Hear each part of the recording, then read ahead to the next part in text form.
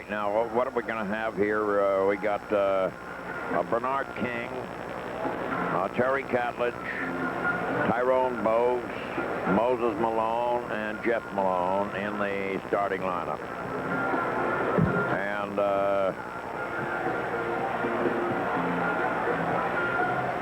all right, the tip is controlled by Boston.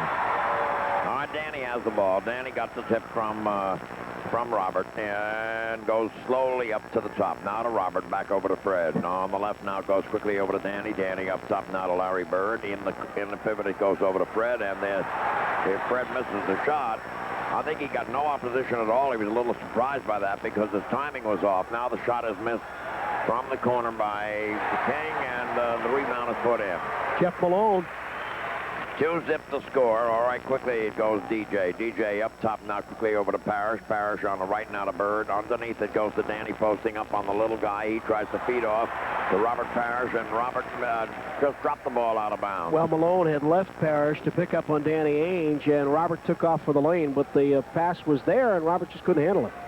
The kid they like to call Muggsy is bringing the ball up. He's on the left. And where's number 1? And the number 1 takes up his entire back. I don't think they could fit a double digit in his back. All right, now quickly, King went a headlong drive to the hoop, and he got fouled as he went in. Well, tried to split the defense in the lane and got nailed in the process. So Boston again gets started a little bit slowly, and they trail 2-zip, and their first 2 play sequences were not sharp.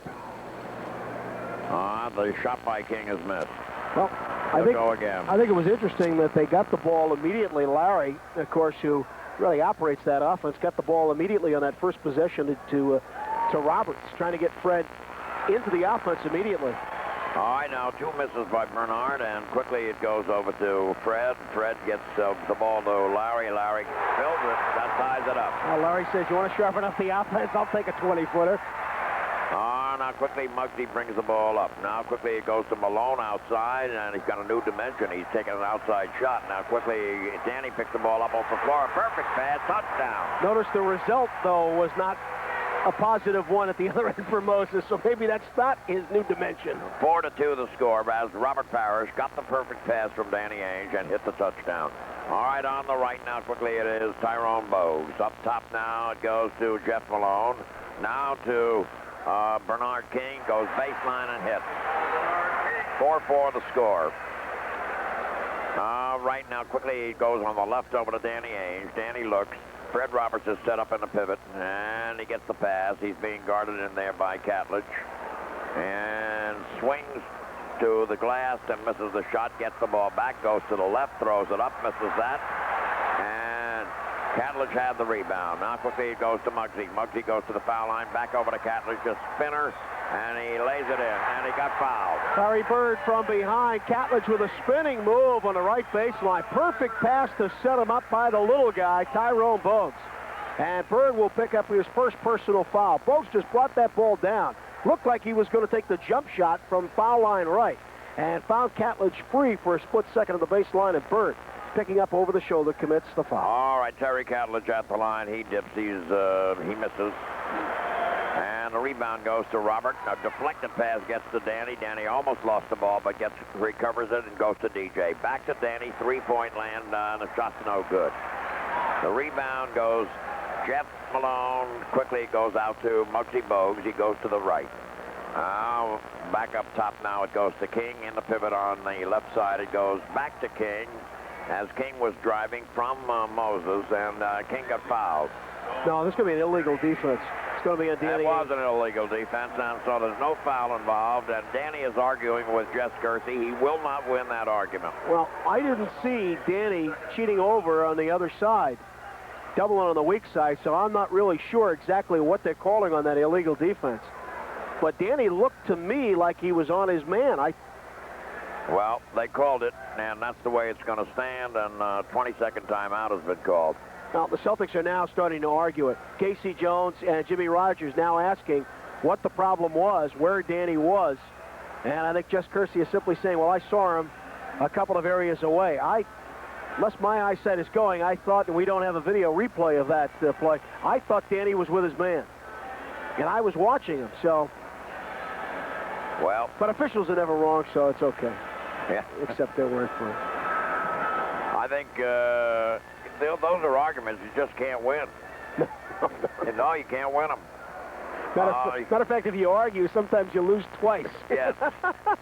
Yes, they throw a little embellishment on your loss, known as a technical foul. On the left now, quickly it goes over to King. Now in the pivot to Malone, back over to King. King is cruising down the lane, misses the shot. As they shut him off, Parrish almost traveled, came perilously close to traveling after he got the rebound.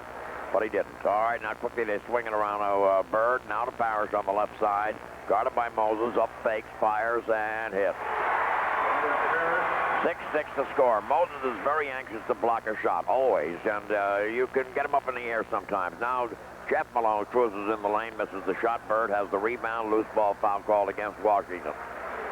Fascinating thing is to watch the way the Celtics are picking up on Bogues. He is so quick to break out of the pack. Instead of a man set to guard him, whoever is back there, whether it be DJ or Ainge, he's the guy that picks up on him immediately. All right, now quickly it is DJ. DJ goes to the left now to Parrish. Back out to Fred. Fred on the right now to DJ. DJ holds the ball. Post up by Danny on Bogues. And he goes baseline, fires it up and hits. That's what they've got to do. They've got to exploit that height advantage that Danny has. 8-6 to score. They're going to get Muggsy involved in the defense and take advantage of him if they can. Take him down low. They want to keep the ball away from him in the open floor because he's a noted plagiarist when he goes out there. He can really pilfer the basketball. All right, he hit the outside shot. Now Danny drives on him and scoops it in left-handed. So it's 10-8 to score. Boston is out in front by 2. Two things Danny does, though. By taking him down the low hole, he's got a much better shot at getting that shot off. And the second thing is, Bogues is slow breaking out of the pack if he misses. Well, he can't take advantage of his speed in the open court, you know, and that's what they want to keep him away from. Now Moses Malone underneath, up fakes a couple of times, gets rejected, gets it back. Power deep, the rebound is no good, and Danny Ainge got the ball and then lost it out of bounds. Well, Fred wasn't looking. He was trying to swing it out to Fred on the wing, and Fred was taking off and not looking back for the pass. All right, King gets the ball over to Bogues. Danny giving Bogues the entire outside. Boy, he's just roaming around out there like a guy in a pasture. Now his high pass is lost by Catledge, but Catledge gets it back. Now it goes to Bogues. Bogues is up top and misses. Rebound by Moses. Bulls in for the rebound. Is no good. Boy, the physical contact in those rebounds is unbelievable. Parrish gets this next one. Now quickly goes to Fred Roberts, and they strip him. Bogues has it. All right, Bogues goes to the foul line. Alley-oop pass to Moses is overthrown. And so we're seeing a lot of sloppy play right now. Moses is a little bit irritated because he is not getting the whistles that he normally gets. He took 23 free throws last night, which is the norm for him. He's not getting those calls here tonight. All right, now quickly Danny. Cross-court it goes to Fred. Fred underneath now to Lowry, and Lowry got fouled as he went into the layup. He did not make it, but he's going to go to the line.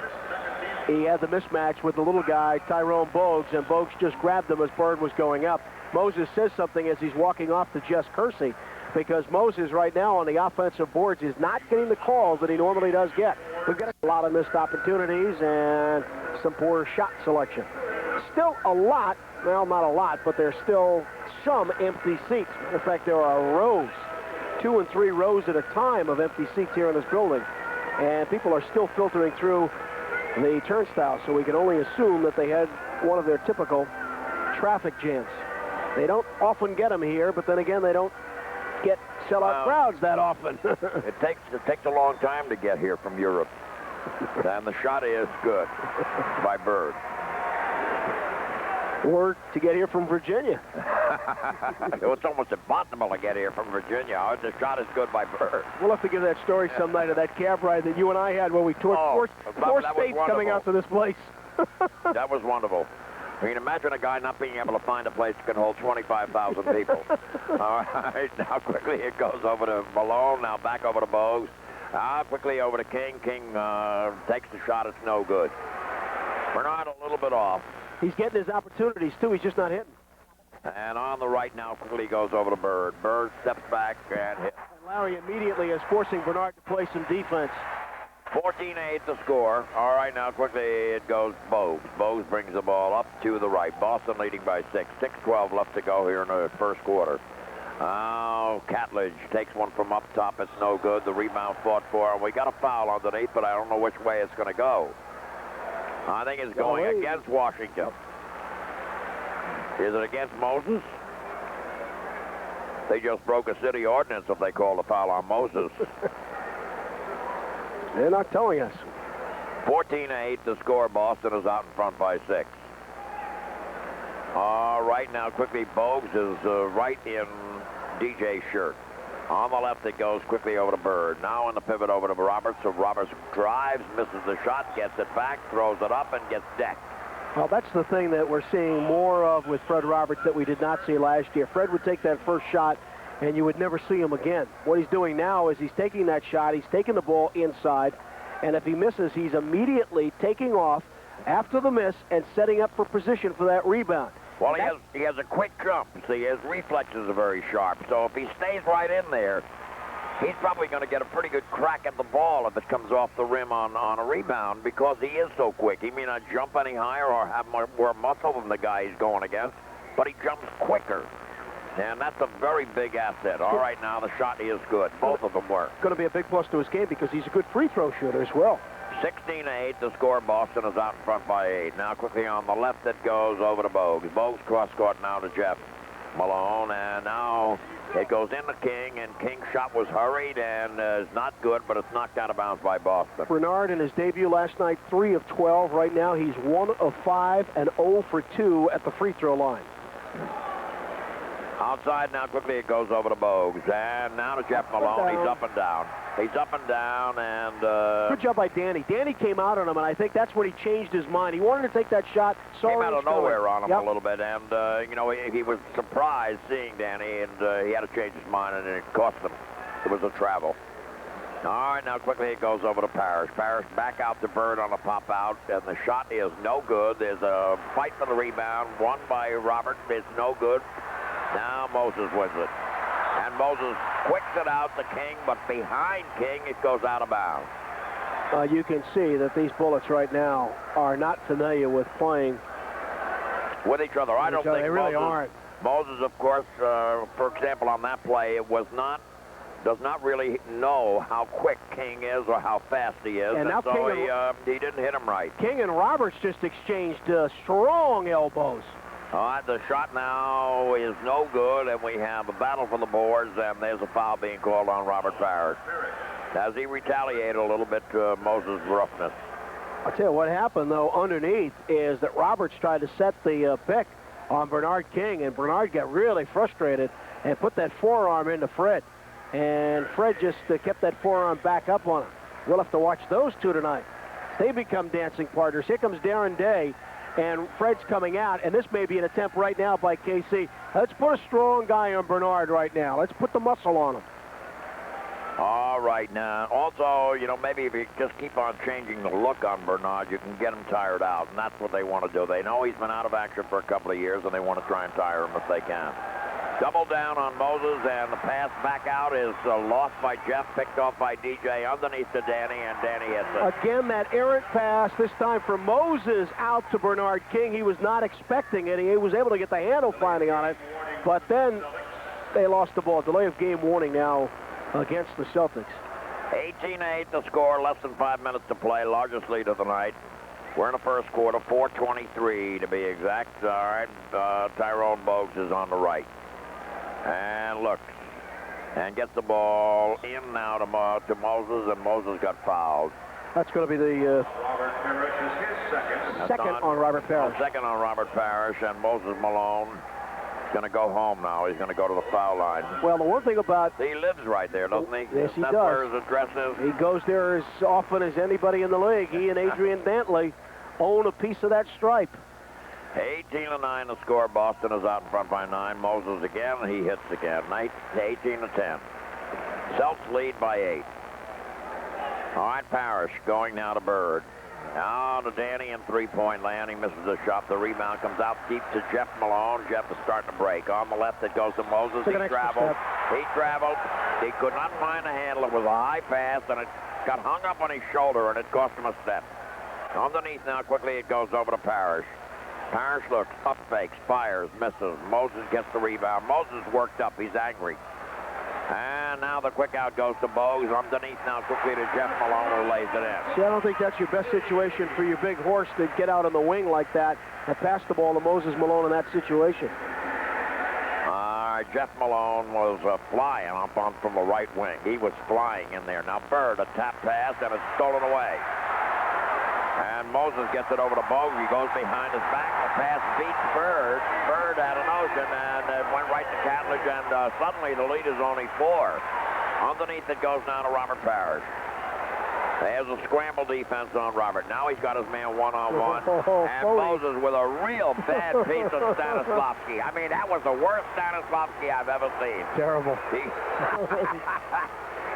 Robert gave him a dirty look, and he fell down. He's got to watch some films of Bill Laimbeer. He's got to get it down a little, refine that move a little bit better.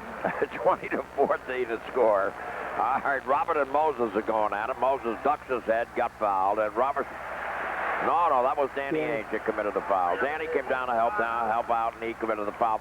I'll tell you what, tempers are beginning to flare in here because everybody is kind of slapping everybody right now, and that can sometimes bring out the worst in people. Timeout, 2:49 remaining in the first. Celtics by 6, Boston 20, Washington 14. And Danny Ainge doing what he does quite well, and that is get in and double down on Moses, get his hands on the ball, and force Moses to kick that ball back out instead of making that turn on the pivot foot inside. But this time, Danny got him in the arm. And Moses is back to his home. All right. Moses returns home, and he's going to take the first of 2. He's only had 2 shots there, so... 20-14 to score. Guess it hasn't been what you call home. The shot is good. 20-15, Boston leads by 5. They did lead by as many as 10. And the shot now is good. Make it a 4-point bulge enjoyed by the Celtics. 20-16 to score. And there's the down court pass that just goes astray and goes out of bounds. Muggsy got tangled up in everybody's legs. All right, now on the left it goes quickly over to Jeff. Jeff Malone on the right now to Bernard. In the pivot, it goes to Catlett. Up fake, misses the shot, gets it back, wants to go again, does go again, and hits. 20-18 to score. Boston is out front by 2. On the right now, Darren Day with the ball. Creeping awfully close, and they let him have the shot. I mean, what the heck? They just never picked up on him. Darren, he let Darren Day go to within 10 feet of the hoop on a slow dribble. Never challenged him. All right, now quickly up top it goes over to Catlett. Catlett is on a drive, and there's a blocking foul being called on Greg Kite, who just came into the ballgame. He tried to come in and shut down the lane after Catlett had already beaten Bird. Here comes Reggie Lewis in. Danny Ainge is going to come out. The interest, of course, with Tyrone Bogues and Reggie Lewis as they played together on that undefeated Dunbar High School team in '83. Reggie Williams played on that team as well from the Clippers, and the David Wingate is now with Philadelphia. 22-18 to score. Boston is out in front by 4, make it 3, as Terry Catlett hits the first of 2. Reggie was telling All right, Darrell Walker will be in the ball game as well, and so is Jay Murphy. Now the free throw is missed, and Boston gets the rebound. It goes now to Darren Day, changes direction and speed. Oh boy, he put on the afterburners and just burst into the lane, laid it up easily. Hesitation, and then he just took off like a rocket. 24-19 to score. Boston is out in front by 5. On the right now, Walker being guarded, and Bird takes the ball away from Murphy. A 3-on-2 break, and there's Darren Day trying to finish it off. Does finish it off, and got fouled, and he was fouled by Bernard King. Let me tell you, Darren Day may not admit it. He may say that this is just another ball game for him, but he and I were talking before this game. There was no question he was motivated for this one. You've got to remember, this is the ball club that dumped him a year and a half ago. They had played him at the point guard. They had tried him in all sorts of different positions. It never worked out, and I think he would just love to shove it back to Washington here tonight. 27-19 as he makes the free throw good. And remember this, it was the experiment that failed miserably. I mean, they went 3 years trying to make this guy a point guard, and he should have been an off guard or a small forward. which is what he always was. Now Jay Murphy cruises in and hits a jump hook. So it's 27-19 the score. Boston is out front by 8. No, 27-21. They're out in front by 6. All right, now quickly on the right sideline it is Bird. Posting up as Reggie Lewis. He beats his man easily and he misses the shot. Greg Kite got the rebound, gets it out to Bird. Bluffs the pass. Now he passes and DJ misses the layup, and there's a traveling violation as they try to go back up the floor, and I think that was an apology. What happened is Catledge got it hung up on his hip. I think that was a legitimate traveling violation, but yeah, you're right. There, it looked to me like there was a lot of banging underneath. I think they missed the foul that was heaved on DJ. If DJ got nailed as he went in for the layup, he missed the layup.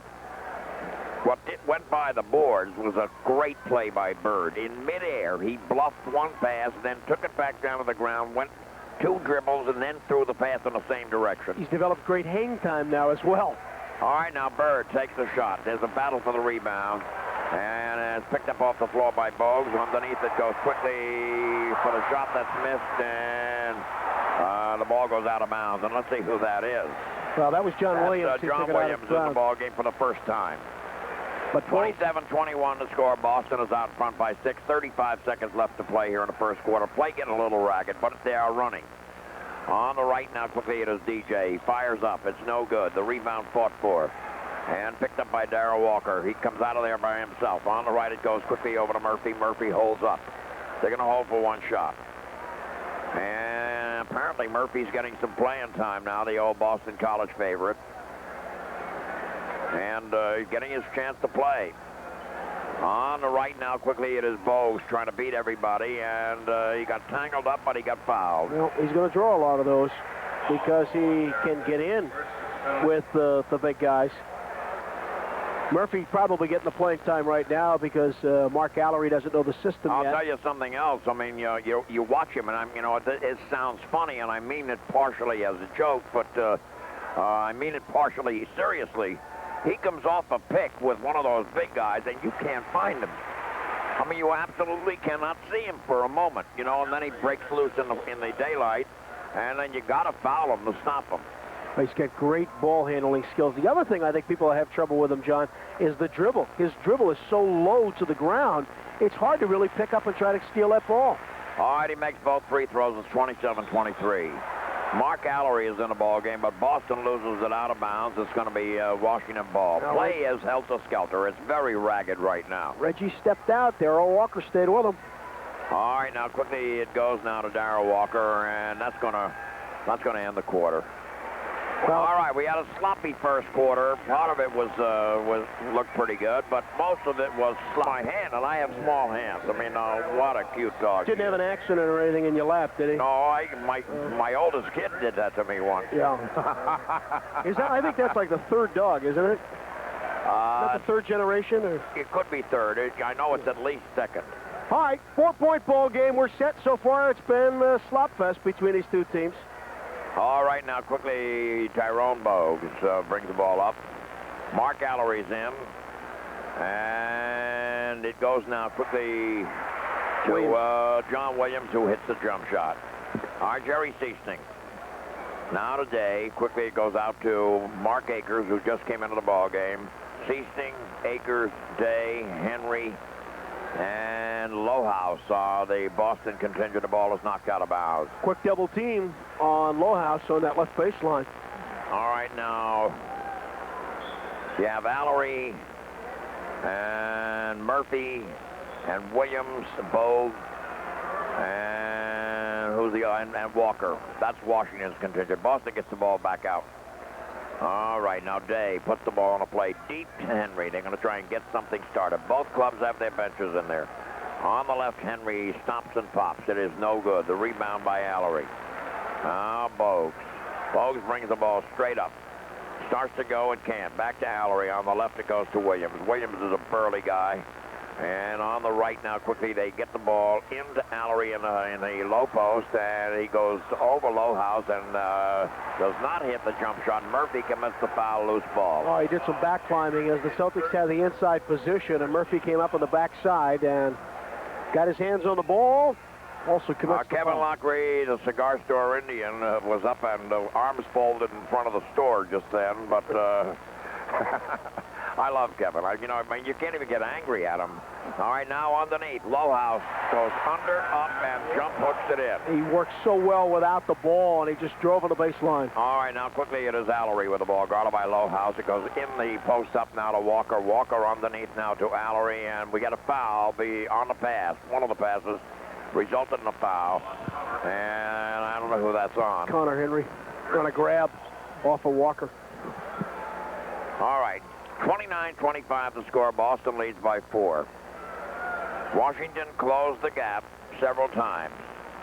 All right, now Bogues goes in the corner over to Walker. He drives, and Lowhouse harassed the shot, but they put it in anyhow. 29-27 the score. Boston is out in front by 2. Now Darren Day goes in from right to left and got fouled as he went in. He continues to draw those fouls.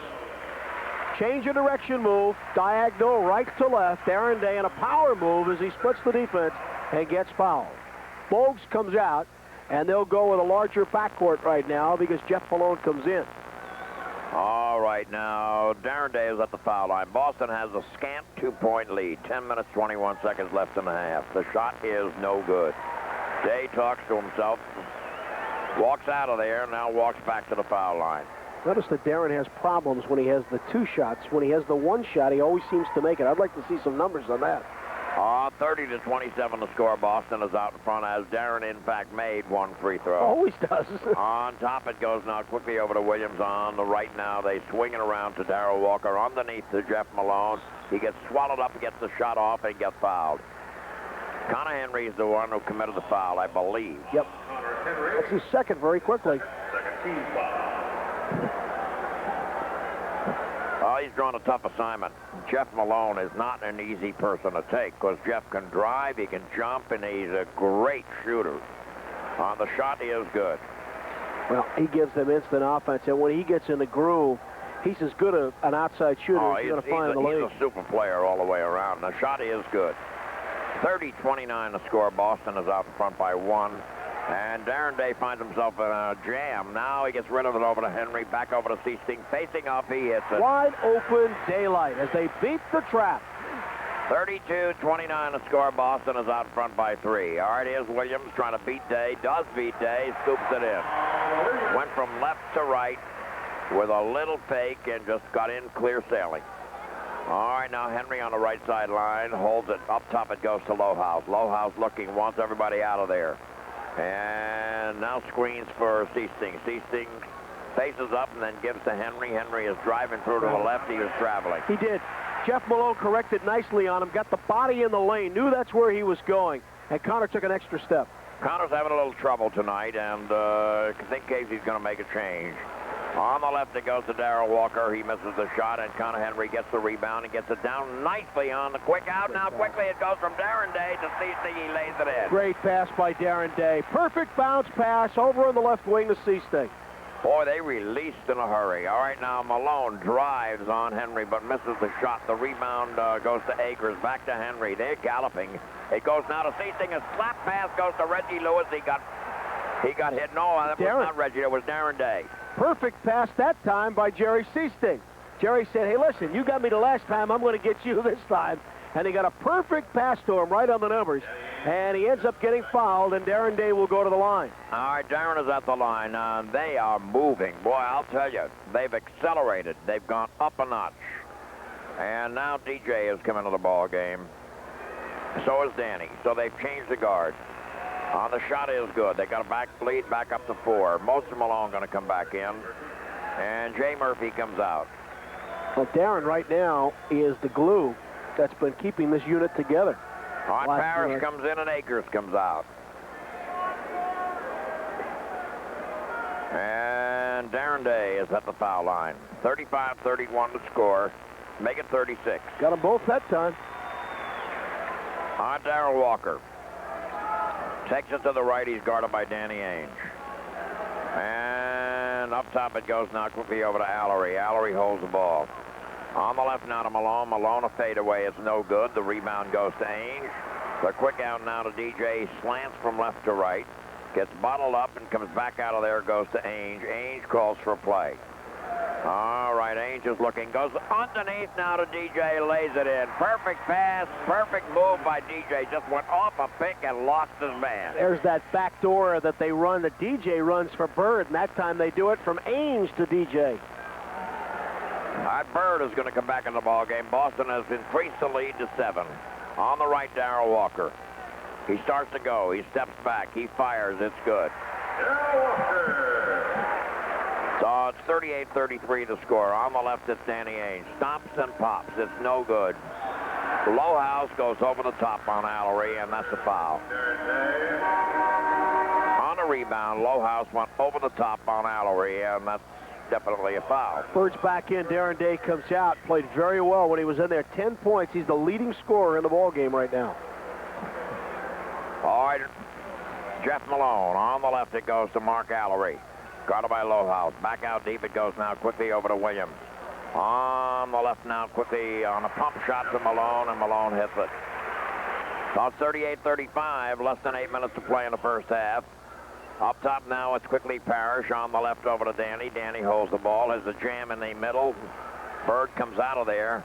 Got double team, gets it over to Lowhouse. Bang! Over coverage right there on Bird. Double and then a triple, and all Larry did is said, I'm 18 feet away. I'll hand it off to Lowhouse. He can hit from out here. On 40-35 the score. Boston is out front by 5. Now quickly Malone trying to back DJ in. On the left it goes to Allery. Allery being guarded by Lowhouse. Now Malone. Malone takes the drive and the shot, and Parrish gets the rebound.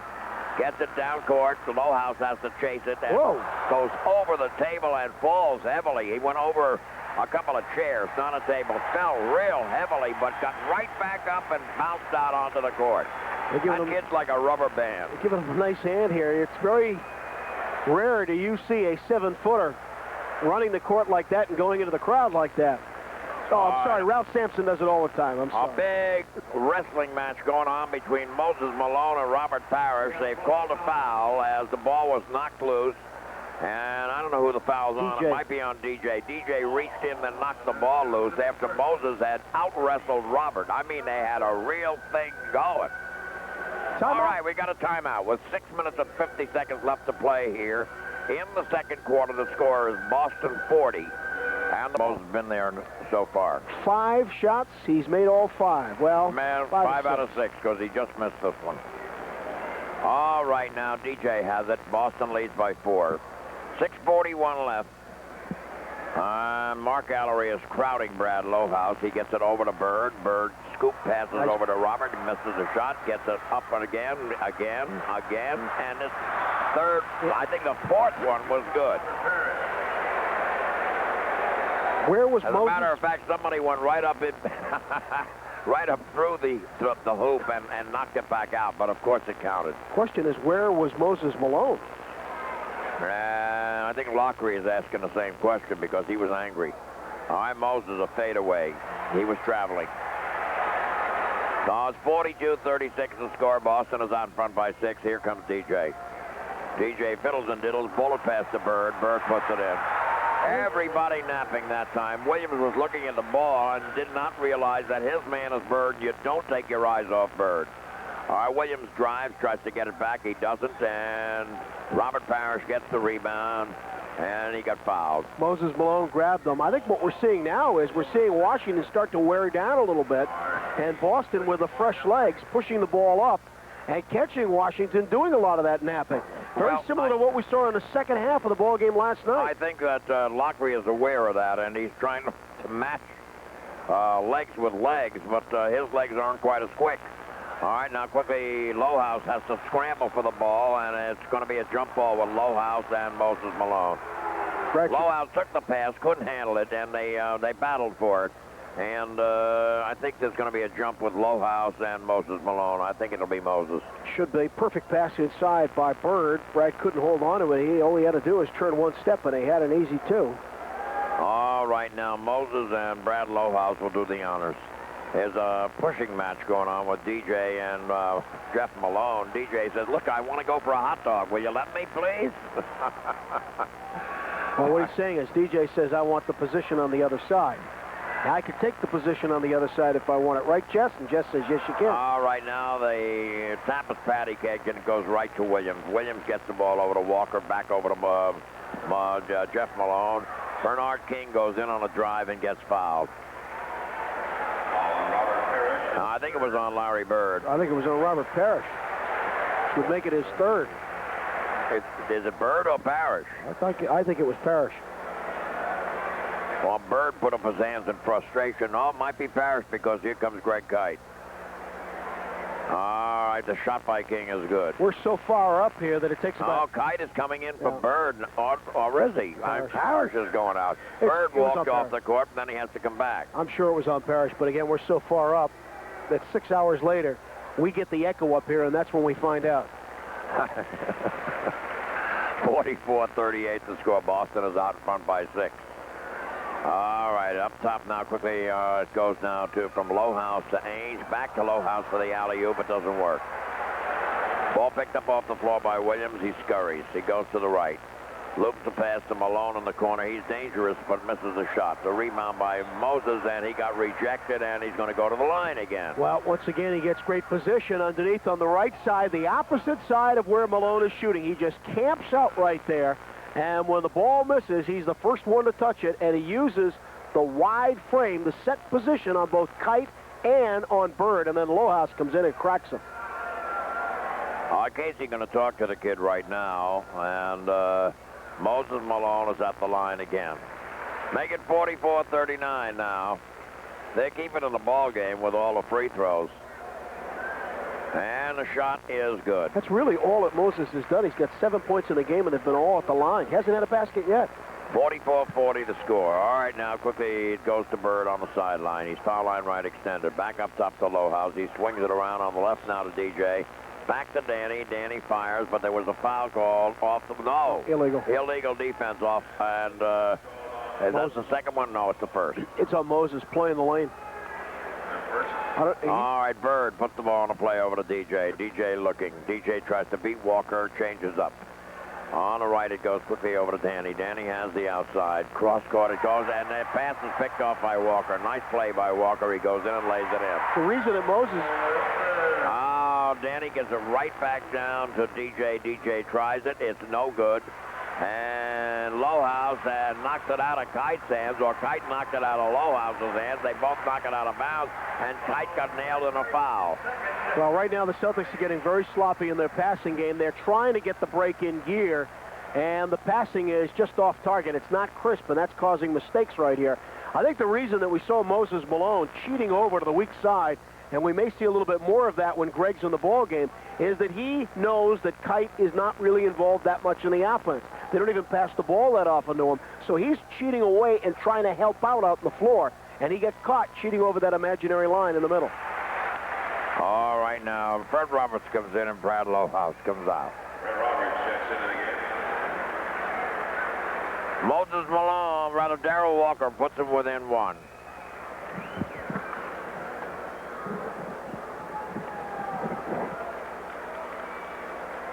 Walker must be sweating an awful lot out there, because after the first shot, they sent the ball boy out there and said, clean up around the line here, will you? All right. Shot by Darrell Walker ties the game up. Oh, with less than 5 minutes to play in the first half, it's all tied up, 44-44. And now Danny. Goes quickly over to Fred Roberts, back out to Kite. On the left now goes to Danny. Danny looking. Danny holds it. Danny goes quickly into DJ, clears, and gets rejected. Great play. And now DJ gets it back, drives to the right, and fires and hits. Right at the buzzer. Right at the buzzer. 46-44 the score. 4 minutes and 3 seconds left to play. So DJ got annoyed. He got embarrassed on the rejection from an outside shot, and so he just grabbed it and went in. All right, on the cut now it is Malone, misses the shot. The rebound goes to Williams. He misses again, and Williams gets it again, goes in and gets swallowed up, and he's going to go to the line. 4 Celtics, Ainge, Bird, Kite, DJ. Dennis Johnson will be the guy charged with it. That'll be his second. Less than 4 minutes to play here in the first half. 3 minutes and 44 seconds. We're seeing a bit of a rock fight out there now in the second quarter. The shot is good. 46-45 the score. Well, we're also seeing very aggressive defense, and when you do that, you usually take each team out of its offense, and that's what's happened right now. We're seeing some good defensive play. All right, 46-46. It's all tied up again. And now DJ gets it over to Fred. Fred brings the ball up, being guarded by Bernard. Now quickly it goes over to DJ. DJ comes to the left. Now to Danny, cutting through. Goes all the way to the left, throws one up and in left-handed. Left-handed runner on a rotation move. 48-46 to score. On the drive, Malone misses the shot. Underneath, the shot is missed by Darrell Walker. Now it's missed by Moses. And Moses, who appeared to clean out half the building, is the guy who's going to go to the foul line. And that's an injustice right there. That's going to be I mean, he backed Larry Bird almost out of the building. And that's an injustice. He happened to have the ball, but he was backing him away all the way. It's going to be the third right now on Dennis Johnson. And the shot is good. They ignored what the fact that he was just muscling his way for a clear shot, and that should have been a foul, and they didn't make it. The fact they went the other way, called it on DJ. 48-48 the score. He ties it up. On the right now, quickly Ainge with the ball. Moses has been in the line about 10 times already. Walker just blatantly holding DJ. Bird cruises through and lays it in. 50-48 the score. Boston is out front by 2. That's starting to get a little ugly.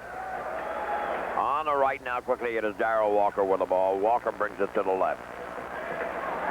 And now Fred Roberts and Bernard King are going at it. Now Bernard buries his shoulder into Roberts' chest and throws one up and in, and they're going to send Bernard to the line. Now they're going to call it a continuation as well. And so Bernard's going to get credit for the basket. He's going to get the hoop, and he's going to get a free throw as well. Now I don't know. The strange thing was that I thought Bennett Salvatore had blown the whistle, and it almost looked like the play had stopped, and Bernard continued on in the shot motion with the roll into the lane, and they give him the shot. We're going to Celtics have been there 9 times. 9 shots for Boston, 24 for... There's a tremendous inequity there, and, the Bullets have made merry at the line, and that has put them ahead by 1. All right, the difference has been the foul line. I mean, because there's been a vast difference in number of shots taken. Now Bird tries to step back and do something, but Malone switches over on him. It goes to Fred. Fred holding the ball back into Bird. Bird's got Malone on him. Bird beats him, but Malone gets back into the play and blocks the shot. That was a nice play by Moses Malone. Darrell Walker gets it back out to Jeff Malone. He hits. So suddenly the Bullets are leading by 3 with 2:11 left to play here in the first half. And the Celtics better look to their laurels. On the left now, quickly it goes over to Parrish. Parrish back out to Fred. Quickly over to Kite. Now quickly he goes back to Ainge. 3-point attempt, and he's got 3, and he ties it up. 53-53, less than 2 minutes to play in the first half of 1:48. Boy, that can hurt you emotionally. All right, now King with the ball. King starts to beat Fred Roberts. He goes baseline. What a great play by King. I mean, a great shot by Bernard King. Isolation on the left side. That's his second bucket of the ball game.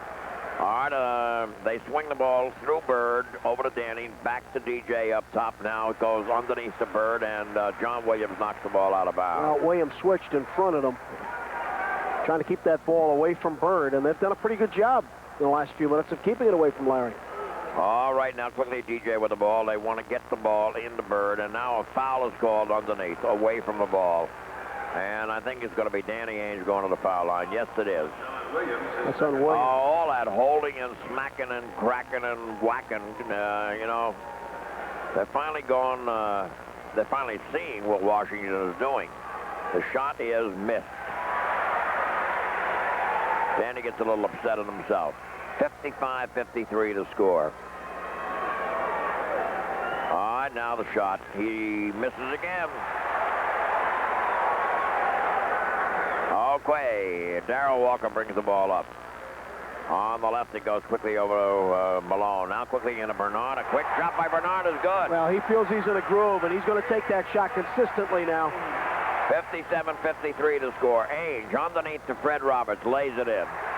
Good play by Danny. He spun, did not shoot, and hit Fred Roberts underneath. Underneath now quickly, John Williams going all by himself, and he got fouled by Danny Ainge as he went in for the shot. And nobody picked up on him. I'm telling you, he was standing there for 3 seconds waving to them to get the ball to him, and nobody ever picked up on him as they all had their back to him. A great sneak pass by Bernard King. King is starting to really play the kind of basketball that we expect from him. All right, now the shot is missed by John Williams. 59-55, Boston trailing by 4. Bird gets the pass, double team, back over to DJ, cracks the defense and misses the shot. The rebound is put up and in by Fred Roberts. I think Kite. Or is it Kite? Yeah, it is Kite. They both got flat tops. Sometimes I can't tell them apart. Oh, come on now. One's a little bit burlier than the other. Even at this distance. 59-57 the score. All right, now Darrell Walker steps back and misses the shot. The rebound, TJ way up in the air. He beat a couple of big guys to get that rebound. 21 seconds left. Boston going to try and tie it up before they go into the dressing room. All right, now Ainge with the ball, being crowded by Darrell Walker, is down to 12 seconds. Goes in a Bird, one-on-one. He drives. He lays it up easily as he went under up and then hooked it in. Just rolled off Williams. 8 seconds left now, and they're going to try and get it back, and there's a foul being called by Bennett Salvador, reaching in on DJ. I think it was a good call, but it was a very late whistle. Dennis Johnson had committed the foul. Walker was taking off, and that's when Bennett Salvador decided on blowing that whistle. That's the 4th on Dennis Johnson. So that's something that KC has got to be concerned with. Well, the difference in number of free throws taken is really alarmingly enormous. Yeah, but you know what happens. Those things in the second half most times level off. Hey, that can be wishful thinking. Sometimes that does not happen. All right. Now the shot is good. So now the Celtics trail by 1, possibly 2 if he makes this one, and they got 4 seconds to try and tie it up. And the shot now by Darrell Walker. Everybody was in the lane before he released the ball. Everybody was in the lane. All right, Bird. And Danny gets cute. Bird goes behind his back. It's picked up by Roberts. He fires up and misses, and that ends the half. They got cute. Bird stood there. They were crowding him on the pass in. He waited for Danny to drop back off the court. He gave the ball to Danny, and they executed a perfect give and go to get the play started. Well, the other thing is that the clock doesn't start until Larry touches the ball, so he led that pass to him, and that allowed Larry really to get to mid-court before the clock even started. That's where he was able to get the ball, and Larry spun it behind his back. I think had he spun it behind his back and gained control at the other side. The ball.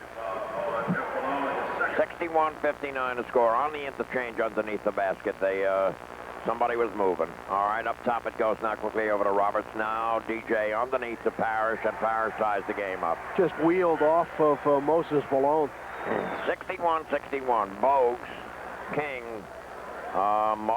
Jeff Malone, Catledge, and Moses are the contingent for Washington. Now King gets it into Moses. He goes baseline and gets the lead back. First basket of the ball game for Moses Malone. 63-61 the score. Now quickly Fred goes back over to Bird. In the corner now to Danny. Danny fires, misses. The rebound is Moses. And goes to Bogue. Bogue brings the ball straight up. Goes to the foul line. On the right now, Jeff. Jeff goes into the traffic and lays it in and got fouled. Pure power move on that right baseline. So it is 65-61, and once again, the Boston Celtics have not been able to tighten up their defense yet. It's going to be on They had that problem last night, and they tightened up the defense, immeasurably in the second half, and they won going away. But so far, they have not been able to tighten it up. They dropped back by 5. 66-61 to score. Boston is trailing by 5. All right, wide of the key now it is Robert Parrish. Up top it goes quickly over to Fred. Now in the pivot now to Parrish. Parrish goes through the lane, throws up a hook. He does not get a call. He got bumped. And they lose the ball on a rebound. Bogues has it on the left. It goes to Bernard King. He drives and lays it into Moses. Moses lays it in. Moses was in the lane about a minute and a half. He was flat-footed, too, on that shot. And now They call the ball out of bounds off Danny's foot. They say he dribbled off his own foot as they harassed him coming over the timeline, and he lost the ball out of bounds. What they did. So Boston is coming unglued a little bit. 68-61 to score. Boston trails by 7. On the left now it is Catledge. Up top it goes now to Jeff Malone, and make it a 9-point lead for Washington. And the Celts want to talk things over as best they should. Well, there are 10 minutes and 11 seconds left in the third quarter on the score. Washington 70 and Boston 61.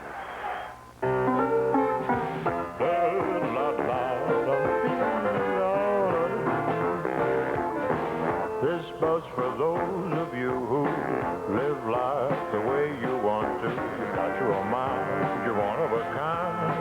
I take my hat off to you, don't love you. Really make it work, and this bus for you. Here's to you, Beechwood Age, for that clean, crisp taste that makes Budweiser the king of beers. There's only one way. You know how to play.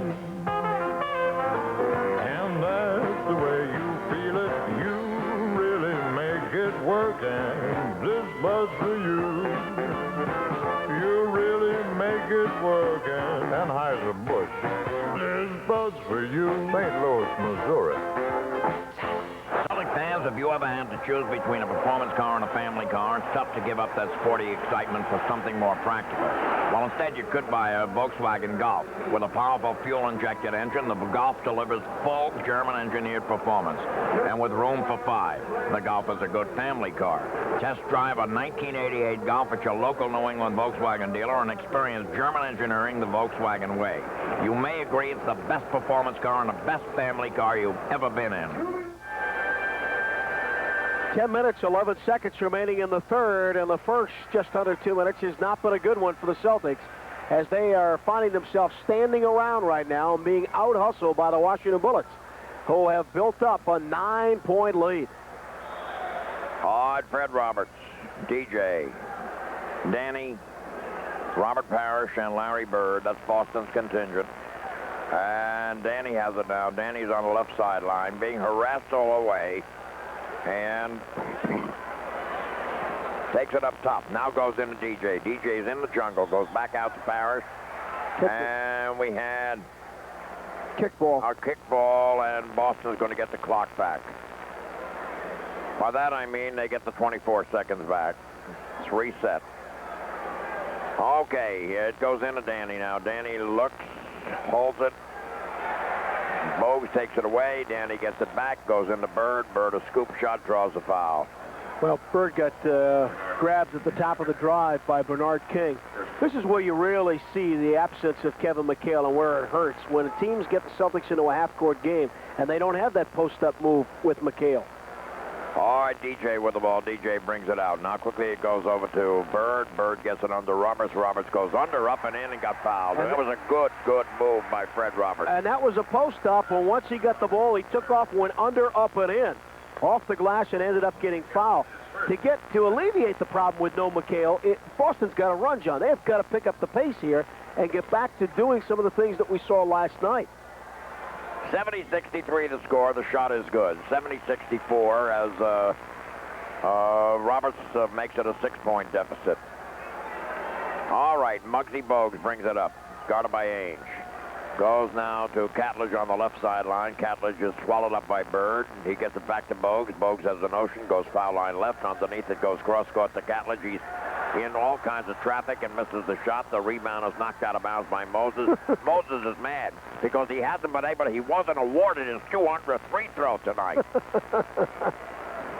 He lost the ball out of bounds. Yeah, he should have gone to the line again, he figures. Now he steals the ball. Good play by Moses. It goes to King. King is trying to recover it and can't do it. It goes out of bounds. Well, you don't very often see Bird make a bad pass. I think I've seen him make 2 poor ones here tonight. It was a prime example as he was trying to feed the pivot. He gave it up, coughed it up to Moses. All right, now, Fred Roberts saw Bogues out of the corner of his eye. I don't know how he saw him. He's too far down. All right, now quickly. It goes up now to Ainge, back into Bird. Bird underneath, Bird lays it in. They cut the lead to 4. And now they're starting to move without the ball. Now that's where they can operate into the half-court game. Lots of movement instead of standing around. 70-66 the score. Boston is trailing by 4. And up top it goes now quickly into King. Now it goes into Catledge in the lane. He's in there a long time. They tip it in. The shot was missed and they tip it in. All right, now Ainge gets it cross-court over to DJ. DJ brings it up. 72-66 the score. All right, now underneath it goes, and Bird puts it in. 72-68. Boston is beginning a matchup. Boston is getting its fluidity back. All right, Bogues now goes to Jeff Malone behind a pick, and Malone throws it up and in. 74-68 the score. Boston's defense has still not been able to shut down the Washington offense. All right, Danny lured Muggsy Bogues and then beats him on a drive, takes it all the way in. He put egg all over that rookie's face. Once Bogues took off and went for the ball, Danny just took off in the lane. He just lured him. He lured him. He knew he was coming. He knew he wanted the ball. He knew he wanted to try for the steal. And he just said, go ahead, try. And he just beat him. 74-70 to score. Now quickly it goes over to Jeff Malone. He goes to the foul line, throws it up. It is no good. The rebound goes to Robert Parrish. Parrish holds the ball. They try to get something started. Defense gets back. Now DJ runs Muggsy off a little pick by Parrish. It goes into Bird. Bird swings 2 ways and throws it up, and his goaltending. It's going to count. What a late call, though. Get a real late call. That was an obvious goaltending as Moses had pinned it up against the glass. All right, now you got a 2-point deficit. 74-72 the score. Less than 8 minutes to play in the third quarter. 7:04 to be exact. And on the left sideline, quickly it is Bogues. Underneath it goes to Moses. Moses bottled up. High off the glass. It's no good. And Bernard King knocks Larry Bird off the court as he climbed his back. And the foul is on King. What nice defensive help by Fred Roberts and Larry Bird. Robert Parrish switched positions, fronted Moses Malone. They get the lob pass in, and Roberts and Bird both come over from the weak side and just seal him off where he had nowhere to go. All right, now DJ gets it over to Fred Roberts. Roberts to the left sideline. He puts on a burst of speed, holds up, goes to Bird. Bird steps back. Swish, it's all tied up. And it's Larry Bird who's leading them back. 74-74. They just chopped a 9-point lead down, and now it's tied up, and timeout has been called with 6 minutes, 40 seconds left to play in the third quarter. The score, Boston 74, Washington 74. I'm Tom White for Star Market. We're the home of Mrs. Emily Freen as part of Star's salute to the... All right, Vogue brings the ball up. Now it goes to King being guarded, to Jeff Malone, and he was being guarded by DJ. The shot taken, and Bird gets the rebound. On the cut now to Robert Parrish. He puts him ahead. What a great pass by Larry Bird. He's on the left sideline, looks into the left corner, throws the ball underneath on the right side. Oh, man, what a pass. All right, now Catledge with the ball. Catledge goes to King, foul line left. And being harassed by Fred Roberts. It goes underneath now quickly to Catledge, and Catledge lays it in, ties it up. 76-76. All right, Danny Ainge down the right sideline. These people are still streaming back and forth. They've just missed almost the whole third quarter. The hot dogs must be very good. All right, now quickly Bogue steals the ball, gets it underneath. Perfect pass to Moses Malone. He blows the layup. And he got rejected the second time. And Parrish tries to reject Catledge, but Catledge is there. Now Washington leads again. It's getting very physical. And now Danny, taking a cross-court pass, got nailed. He got really nailed, and it was Terry Catledge, who was going for the steal, who nailed him. Catledge got the worst of it. Foul, Terry Catledge is second. 14 foul. And they have a large wet spot right now to clean up. It'll be an inbounding situation. Yeah, that wet spot is about 6 feet 8. Washington right now is starting to play the passing lanes. That's where Boston has gotten back into the ball game. They're overplaying the lanes now. All right, Bird holding the ball. Post up now for DJ. Double team. Back underneath it. Goes quickly over to Fred. He up fakes 3 times. Got Moses out of there, and then laid it up and in and tied it up. That's a nice move right there by Fred Roberts against Moses Malone. All right, Bogue with the ball. Bogue takes it from right to left. And And now on the left side, it is King, who steps back, throws it up and in. 80-78. We're seeing pretty good basketball right now. Crisp basketball. Cross court, Roberts, the Bird, behind his back.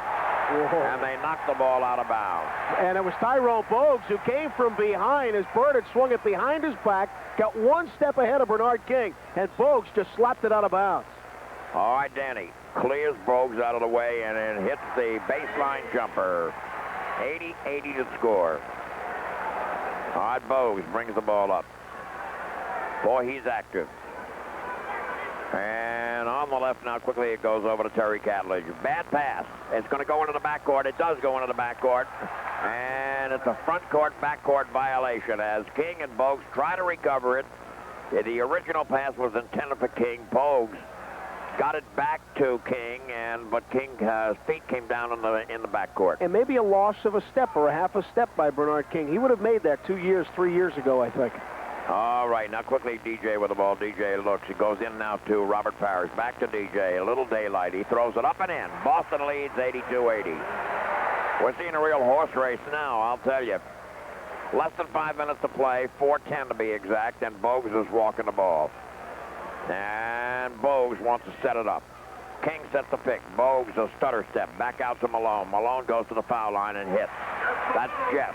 19 that now. ties it up. 82-82. 19 for Jeff Malone. All right, now quickly it goes to Robert Parrish. Parrish is tied up. He goes quickly into DJ now to Roberts. Roberts lost Terry Catledge.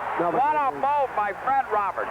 He faked into the lane, swung back, and Catledge went for lunch. He went right up the ramp. Well, he lost him with a head fake. Post-up move by Roberts, and he had Terry Catledge's feet nailed to the floor.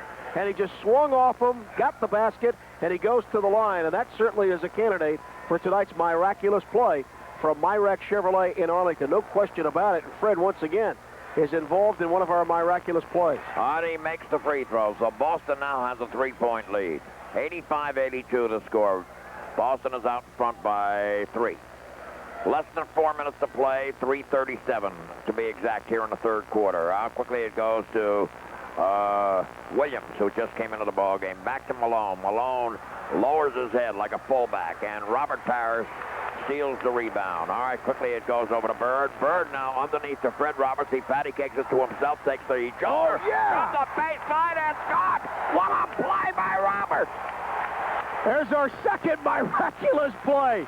I tell you, he had to go wide for that pass behind the plane of the backboard, then was looking to pass and ended up taking the shot himself, and he hit it. All right, up top now, quickly Tyrone. Now it goes inside from Darrell Walker to Terry Catledge, and I think there's a push-off being called on Terry Catledge. Catledge got Dennis Johnson in the jaw. The elbows were flying. It's starting to get to be that way because Washington's been playing that way. Boston is starting to answer it back. The calls are not going either direction right now because they could be calling a foul every 15 seconds. Up top now quickly it is Parrish going quickly over to Danny. He leans in. He takes the pop shot. It is no good. Rebound goes to Bogues on the sideline. He's trying to beat everybody down court. He's driving through. He throws it up and in. Great play. Great play by the little guy. That certainly was. Coast to coast as he picked up that ball on the sideline. That's a miraculous play possibility right there. 87-84 the score. Now quickly Bird with the ball. Bird looking. Bird gets the pick. And on the roll, it's intent, but it's stolen by Bogues again. Bogues now feeds the cutter. And the cutter was Williams. He missed the shot, and the ball is knocked out of bounds by Bird. I'll tell you, when is the last time you can remember Larry Bird having that much difficulty completing his passes? That's a third one tonight. That one was nearly on the money. Bounce pass, but the little guy at 5'3" got in the way. All right, the pass goes in from Bogues now to Malone. Back to Bogues. Bogues going to take the outside shot. He hits it. Oh, he got him back in the ball game. Boston had started to pull away, and he got him back. Boston leads by 1. Less than 2 minutes to play, a minute 47. All right, Bird. Bounce pass quickly over to Danny. Now back up top. It goes to DJ there. Leaving DJ alone. He's saying thank you. Last 4 or 5 minutes, we're seeing the best basketball of this game. All On 89-86 the score. Best two-team basketball of the season so far. The season is young. We're going to see a lot of it before we're through. On the left now, quickly it goes to John Williams. Holds it, gets it into Moses Malone. Moses Malone got tied up by Bird on a switch-off. Bird gets a loose ball. Now it goes to DJ. DJ's driving underneath to Roberts and Scott. Once again, they complete the break with Fred Roberts on the wing. Perfect pass from Bird to Dennis Johnson, cutting in the lane to Fred Roberts, and he puts it home. 91-86 the score. Boston is out in front by 5 again. Less than 2 minutes to play. A minute one. Now less than a minute to play. 57 seconds. All right, now out deep. It's John Williams, guarded by Roberts. On the right, it goes quickly over to Bogues. Bogues bringing the ball. No, he has to take the shot. He says, thank you. He can shoot. He can shoot from the outside. 91-88 the score. Boston is out in front by 3. 43 seconds left. Looping pass goes into Danny on a post-up, and Danny throws it up, and he drew the foul. Muggsy Bogues has not shot that well in the preseason. He did not shoot well in their opening ball game last night. But the one thing about him in college was that he was a good outside shooter. I think a better outside shooter than Spud Webb. The thing he needs is daylight. If he's got a hand in his face, especially with his lack of size, he's going to have some difficulty. He's got some openings out there. Right there he got one, and he nailed it from about 18 feet. The shot now by Danny Ainge was good. 92-88 the score. And Danny will go again. And he dips, he shoots, he gets it. It's 93-88, Boston leading by 5. 35 seconds left to go here in the third quarter. Bogues brings it up to the right. Underneath it goes now quickly over to Williams. Williams fires away and hits. That was an off-balance shot, and now he made it. All right, now quickly, Seasting is in the ballgame. Seasting goes now quickly cross-court to Darren Day, who just came back. 17 seconds left. They're going to eat up the clock if they can. And Day holds it. He was looking to the bench, looking right at Casey. Now he's going to take Williams for a trip. And he got stripped. Got stripped in there by Darrell Walker. Walker is going, and he leads Moses Malone, and he lays it in. 93-92 the score. And no time left on the clock, and that's the way it ends here at the end of 3. So Boston should have had a 5-point lead because they gave up 2 quick baskets, and the lead goes to 1 instead. Well, they get careless in the last few seconds of that quarter. They were looking at the clock to shut in that third quarter alone, and he's the guy that really, he and Bird, were the two that built Boston's lead up to, what did they get it up to, John, in that quarter? I think it's 7. 7. I think it was 7. As big as 7. Yep. They were down by 9. They got it up to 7. Mark Akers checks in now. He'll work with Bird up front and Darren Day with Seasting and Ainge in the backcourt. All right, it's Ainge, Seasting, Day, Akers, and Bird. That's the contingent right now. And Day has the ball, goes to Akers. They swing it around to Danny. Everybody's over on the right side. Bird pops out of the triple pick and hits. Daylight, and he just put up that high teardropper. 95-92 the score. All right, Bogues, Walker, Malone, that's Moses, Williams. Charlie Jones.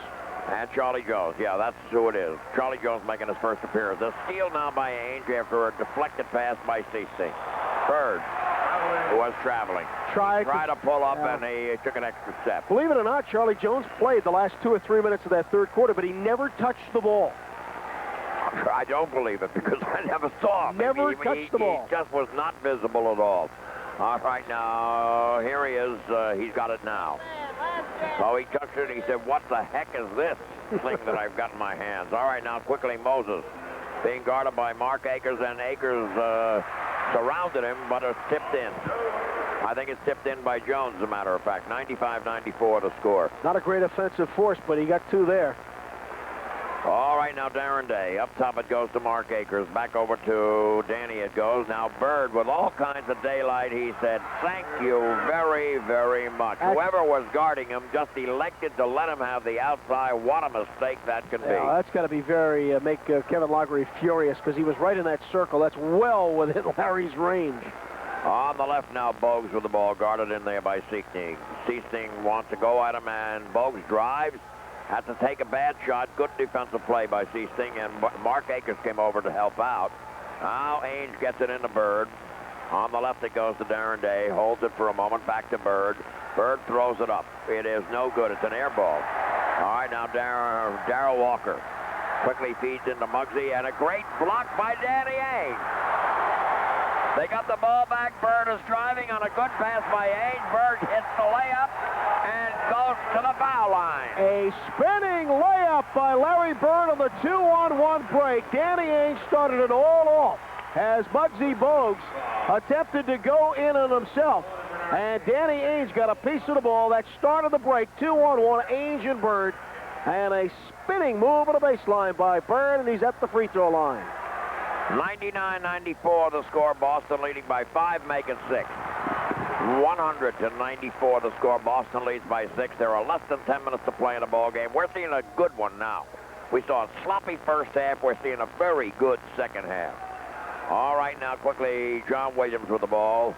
Gets it back out to Walker. They swing it around to Jeff Malone. Back to Walker it goes. Foul line left. He throws it up. It is no good. Bird got the rebound. And on the left it goes over to Ainge on a quick out pass. Ainge cruises to the baseline, fires and misses, and the rebound now is stolen away by Darren Day, but he fouled Charlie Jones to do it. Hacked him on the arm to get that ball. Boston protecting a 6-point lead. This thing has become a real war. 100-94 the score. 9:25 left to play. And it goes now to John Williams. Back up top now to Jeff Malone. He's dangerous all the time. And as he tries to work the pick and roll with Charlie Jones, or rather with Bernard King, King pushed off. And he got caught. Yeah, Day and King were going at it for a while as he was trying to set up position. And King was the one that got caught. All right, now Ainge for the ball. Ainge looks. Ainge drops it, picks it up on the dribble, goes to Bird. John Williams is trying to play Bird tight. Now Akers gets it over to Ainge. Back up top to Day. Now quickly it goes into Akers, and Akers was fouled as he went to the hoop. He went right to the hoop on Charlie Jones, and Charlie Jones fouled him. That's got Kevin Laughery furious. Look at him. He is out there screaming from the sideline to Jess Kersey as he felt that Akers had taken an extra step in the shot motion. What he was really doing is adjusting his shorts because he bounced up real fast. Kevin is funny. I mean, he really is. You know, you can't even get mad at him when he starts yelling all the time. And he yells all the time. All right, 102-94. Boston's, is that the largest lead, or they matched the largest lead, or what? Well, they had a 10-point lead early. Oh, that's right. That's right. They had a very brief 10-point lead. All right, King gets it over to Jeff Malone, pumps it up behind the pick. Boy, he's deadly. 21 now. 102-96 the score. Boston is out front by 6. Less than 9 minutes to play. 8:35. Danny has the ball. Danny looking. Danny fiddles and diddles, goes to Day on the left sideline. They want Bird. They don't get Bird. Day takes the shot. It's no good. And it comes out deep, and Jeff Malone has it in the middle. On the right, it goes to John Williams. He's cruising in. He up-fakes a couple of times. It's a nice job, a spinning layup. Spun a couple times and beat his man. Casey's calling a timeout quickly because what's happening is Boston's forcing up some junk again. They're not looking for the good shot. And Casey immediately calls the timeout, and he'll diagram one for him right now. 8:14 remaining in this one from Washington. It's the Celts, 102, Bullets, 98. And the last couple times down the floor, that's exactly what they've done. KC talking it over. Robert Parrish checks back into the ball game. And Darren Day, who was the guy that forced that last shot up, is sitting down. All right, Seasting brings the ball up. Now quickly it goes to Parrish popping out. Now to Akers, who popped out. Now back to Seasting on the left. Now to Bird, who pops out. On the right, it goes over to DJ. DJ gets it in now quickly over to Seasting. Seasting being swallowed up by Walker. It goes quickly in for a double now to Mark. And he's jammed up for a jump ball. Good double-down effort by Darrell Walker. He was very active on defense on that. He is a very good defensive player, I think, and he's terrific at getting down there on the double and just keeping active with the hands. All right, Akers and Darrell Walker. And the tip is controlled by Washington as Bernard King gets it. Now quickly on the right, it goes over to Jeff Malone, takes it out, and he fires up, and what do you know, he's human, he missed, but John Williams, a good rebound, and he got fouled as he went back up. He used pure muscle right there because Robert Parrish had his hands on the ball. And John Williams just scooped it away from him. That was Robert Parrish's rebound. And Williams used the power to just take it away from him and put up a jumping right hook from underneath. All right, Fred Roberts is going to come back into the ball game. I have a hunch it'll be Akers who comes out, and Williams misses. And Akers is coming out. And Fred Roberts will be assigned to Charlie Jones. And now let's see. John Williams will go again. Boston leading by 4, and they continue to lead by 4. The ball is patty caked off the boards, and the shot is no good, and a lot of wrestling going on. And Charlie Jones comes up with the ball. So the pure muscle rebounding. I mean, that was pure physical stuff, and they win the ball. Boston leads by 4, less than 8 minutes to play, 7:22 left. In the pivot, it goes now quickly over to King. King gets it in on the cut, and Walker misses the shot. Perfect pass. All right, now quickly DJ with the ball, and King probably saying, see why I don't have very many assists? I can't depend on these guys, so I'm not going to give them the ball. That's a lame excuse, isn't it? All right. Now Bird cruising through the lane, missed the shot. Roberts picks it up off the floor, goes back out now from Seasting to DJ. DJ brings the ball nowhere. He's standing with it. And now gets it over to Bird. Bird underneath now to Parrish. Parrish cruises through and got held. And John Williams did not like the call against him. It's an inbounding situation. Less than 7 minutes to play in the ball game. Boston holding a 4-point lead. 6:46 to be exact.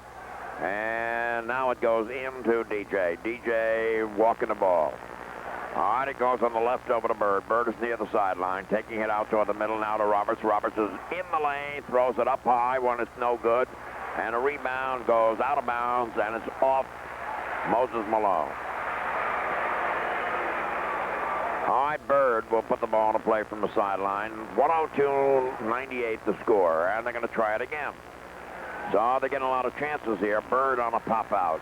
Swish. 104-98. That's very normal. When you're having trouble, just go to 33, and somehow or other he figures out a way. All right, Darrell Walker guarded by Seasting. It goes into Jeff Malone, and Seasting reached in and stripped the ball, but it's a foul. Jerry Seasting is first. That's his first, but it's going to be the third of the team. Right now, King puts the ball into play. It goes quickly over to Darrell Walker. Walker up top. And now goes back into King, and King gets it over to Moses Malone underneath, and he hits. That's another good pass. Rotation move into the lane. The double team picks up on Bernard, and he finds Moses. 104-100 the score. Less than 6 minutes to play here in the ball game. 5:51 to be exact. And up top it is Robert Parrish. Underneath now to Fred. Fred spins off his man and throws a good Stanislavski this time. King drew the foul. I question that call, but he did a very good job of acting. Well, I think the foul was committed. I don't think it was as vicious as Bernard King made us all seem to believe it was. That's the kind of foul that goes on all night long and doesn't usually get called. It was called that time. On the left now quickly, King changes direction, takes a drive, misses the shot, and goes to the line. Well, Bernard King right now is starting to get into the flow of the ball game where he's doing a lot of things out there, not just shooting well. He's taking the ball to the hole. He's also feeding the ball off and helping just pick up the entire offense of Washington. Because of it, they're a lot more diversified out there on offense than we saw earlier in this game. All right, Bernard hits. 104-101 the score. 5.5 minutes left to play. Bernard King with a heavily taped and bandaged right knee. Got a brace on it as well. And he hits both free throws, cuts the lead to 2. Boston calls for a timeout. It's a 20. Is it? Yeah. 20-second timeout. Okay, 5.5 minutes left anyhow. Well, right now, Bernard King is the guy, I think, that seems to be getting the Washington offense in gear. As he, of course, is such a dangerous threat out there. Anytime he's got the ball in a post-up situation or anywhere around 12 feet of the hoop, you're going to double team him. They're doing a lot of double teaming on Bernard, and we've seen some triple coverage as well. And Bernard is now using his passing skills to set up other people. And it's working very effectively. The thing is, passing skills that he really didn't possess a couple of years ago. Right. Well, I'm sure he possessed them, but he didn't use them. He didn't choose to use them. But now he is using them, and he's fit in very nicely for a guy who hasn't played a couple of years and is with a new team now. He has just made a home for himself, really. He's slowly but surely getting back into the ways of the old Bernard King, and that's dangerous. Now Bird pops out, and he's always dangerous. It's 106-102. He's got 30, and he's doing that same pop-out move, and he's also hitting the teardropper. All right, now Darrell Walker. Up top it goes over to Williams. Now back on the left over to King. King being guarded by Fred. King starts to drive. Bird double teams him. King throws up the shot. Moses Malone muscles the rebound and puts it in. Another offensive rebound bucket for Moses Malone. 106-104 the score. Boston is out front by 2. All right, up top now quickly it is DJ. DJ looking. And DJ holds. He wants Bird. He gets Bird. Bird starts to go. Goes behind his back. Gets double team. Back out deep it goes over to DJ. The shot is no good. The rebound goes now quickly over to Williams. Williams steps around one man, starts to drive, shovel the pass into Moses. We got a tie ball game. Sean, they got a 5-on-1 break. Jerry Seasting was the only Celtic to get back into position, and maybe the Celtics starting 5 is getting a little worn down here. All right, DJ. A bullet pass goes into Bird. Bird lost it out of bounds. It's 106-106, 4:16 left to play in the ball game, and Danny Ainge has just come back in, and Seasting is coming out. Boston has committed 4 fouls, and the Bullets have committed 3. As we're winding this one down, and it's all tied up. 4 minutes, 7 seconds left. All right, Walker pounding the ball into the floor. It goes to King. King underneath back to Walker. Walker misses the shot, and Walker's going to go to the line. Perfect drop-off pass inside by Bernard King. Post up again, double team. He feeds Darrell Walker underneath. As Danny Ainge came over to help Fred Roberts, Walker had to go up against Robert Parrish. Really did not get a good shot off, but he got fouled, and he'll go to the line. And Boston is now over the limit. All right, now Darrell Walker is at the line and hits. That puts Washington out front. This lead has changed hands a few times. All right. Now Darrell Walker again, and he hits again. So Washington leads by 2. Less than 4 minutes to play. The Celtics trail by 2. 3:55 left. All right, DJ with the ball. DJ guarded by Malone. That's Jeff. Now Danny gets held, but he goes into the lane, throws it up, and it's no good. Bird the rebound, no good, and Bird got fouled. And he is really angry at himself because he had the thing, he had it inside, and it didn't fall for him. He did get fouled, but he would have gotten a 3 out of it. Certainly would. He tried to spin that ball underneath. Danny Ainge taking a double pump in the lane. Bird right there, and he tried to spin it up off the glass as John Williams was riding them all the way. All right, Larry's going to the line. It's 3 minutes, 44 seconds left to play in the ball game. That's the 4th foul on Washington. That puts them at the limit, and Bird misses. That's a rare sight. All right, Larry will go again. Oh, he doesn't miss this one. So it's 108-107 to score. Boston trailing by 1. 3:40 left to play. Here's Walker. On the left, it goes over to Malone. Now back up top to Moses. Underneath it goes now quickly back to Walker, or rather to King, and King lays it in. Bernard, great move in the lane. Oh, now Boston trails by 3. 3 minutes, 23 seconds left, and DJ gets it over to Robert Parrish. Danny goes down. He got knocked down by Walker, but they don't call it. Now underneath it goes to Robert Parrish. He got stripped. He got fouled. It's going to be on John Williams again. That's going to get Kevin Laughery going. No, he's just going to go sit down. No, I don't need a tea right now. He had to restrain himself. He was ready to go wild on the sidelines and just went and sat down. Robert Parrish is at the line. 110-107 to score. Boston is trailing by 3 in a very, very exciting ball game. Parrish misses. Well, there's 2 of 3 that have been missed down the stretch drive here. That's the difference right there on that scoreboard. The shot now is good. So it's 110-108. Boston trails by 2. 3:13 left as Darrell Walker brings it up. He's been a big part of this comeback by Washington. All right, now Walker on the right. Williams is posting up on Bird. Now quickly it goes out to King. Quick move by King in the lane. He misses the shot. The rebound by Williams is good. Again, not protecting the defensive boards, and Washington getting another second opportunity. All right, now DJ with the ball. DJ, look. DJ taking his man to the right. Goes to Bird. Bird gets stripped. 4-on-1 break. And King gets the layup. 114 to 108 to score. Boston wants a timeout. There are less than 3 minutes to play. 2:31 to be exact. This place is bedlam. And the place is going nuts, as well they should, because these kids have looked very good. All right. With 2 minutes and 31 seconds left, here's the picture. The score. Washington 114. That may be taking its effect here.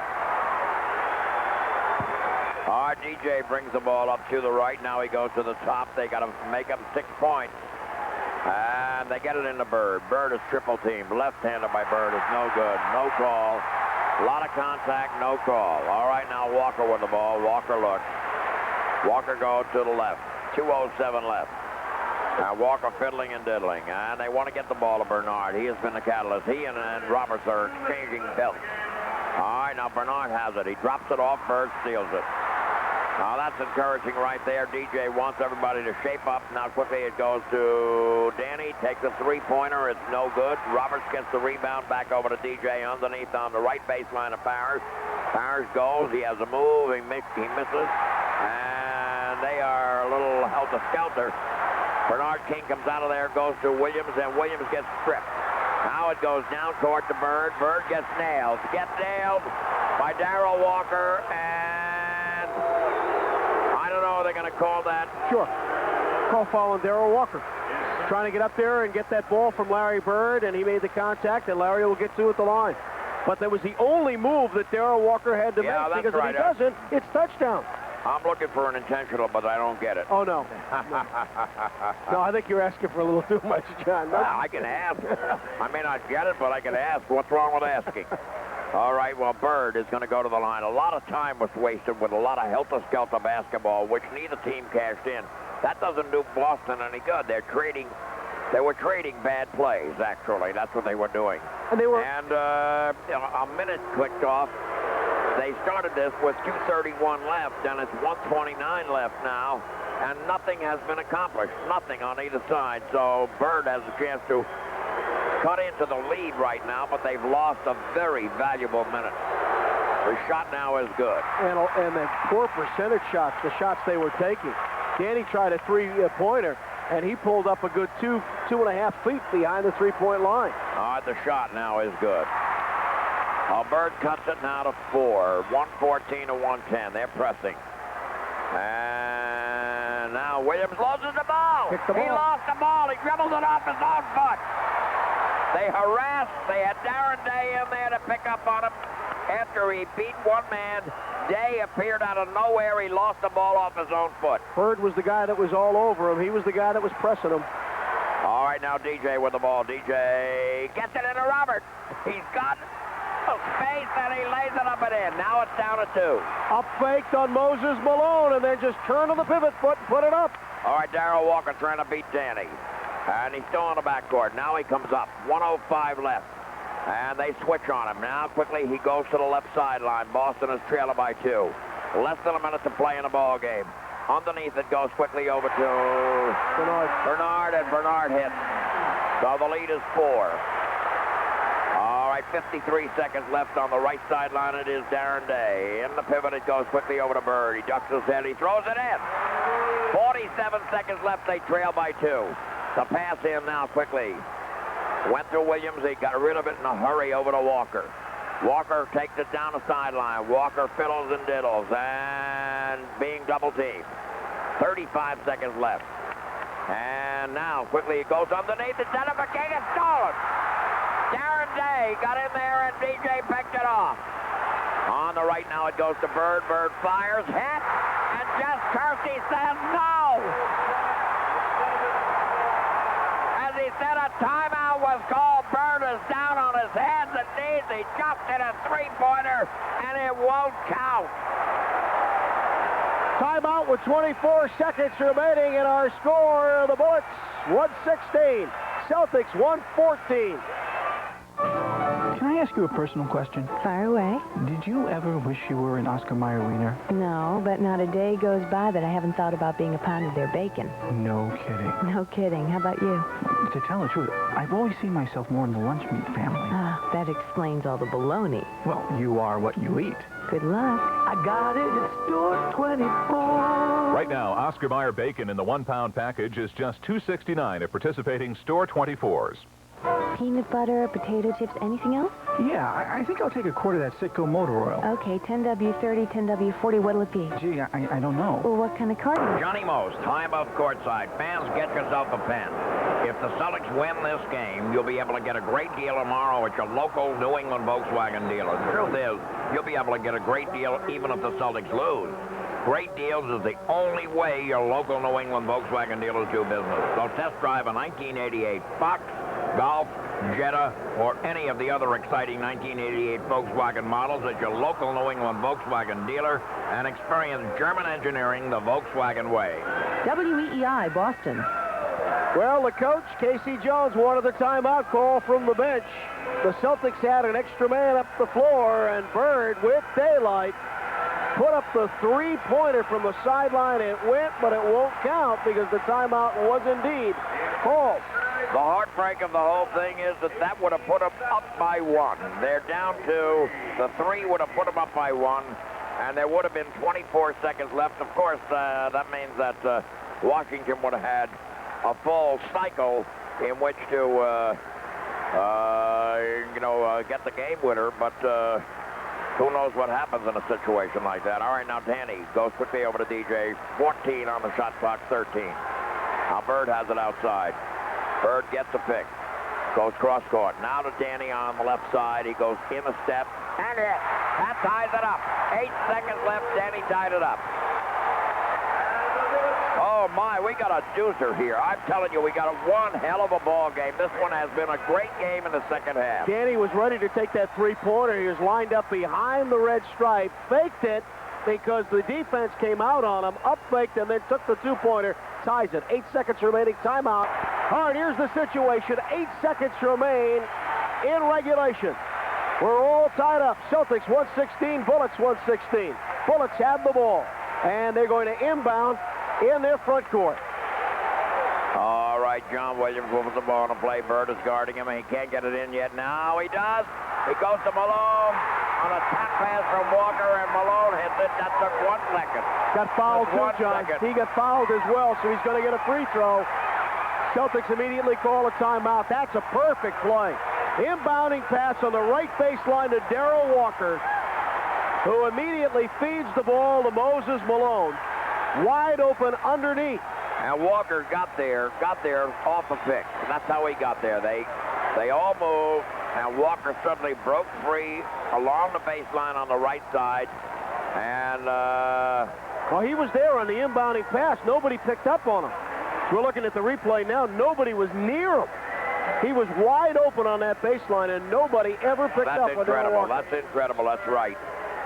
That is incredible. And a perfect play by Walker because he slapped past the ball right to Malone. I thought he got there by a pick because I saw all that movement going on as they tried to clear, and I figured Walker got there by a pick. But no, you're right. He was absolutely free. People almost ignored him. He could have taken that shot really himself, but Moses, of course, a higher percentage shot. Oh, Moses hits. That gives him a three-point lead. And that puts Boston to the back with the backs to the wall. They got to go for a three-point play or a very quick basket and then hope to get the ball back. They're going for three, I'm sure. 7 seconds remaining. Timeout. Score Washington 119. Boston. Casey Jones too happy tomorrow morning. No. As Darrell Walker was wide open, and looking at the replay of it, Dennis Johnson was the only one back, guarding both Darrell Walker and Moses Malone, who had set up shop right underneath.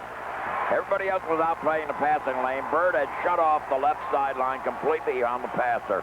And now Boston has to take another timeout. No, that time I think Kevin Laughery did. He wanted to see who Boston was going to pit out there on the floor. Well, the Connor timeout Henry, has been taken, and it's a 20-second timeout. and they're going to put Connor Henry out there as well. So what they'll do is... let's see. We're going to have Connor Henry, Danny Ainge, and Bird will be out there, you know, and that gives them three three-point bombardiers. Robert Parrish and DJ. That'll be the contingent. So it's basically the starting five with Henry in there in place of Roberts.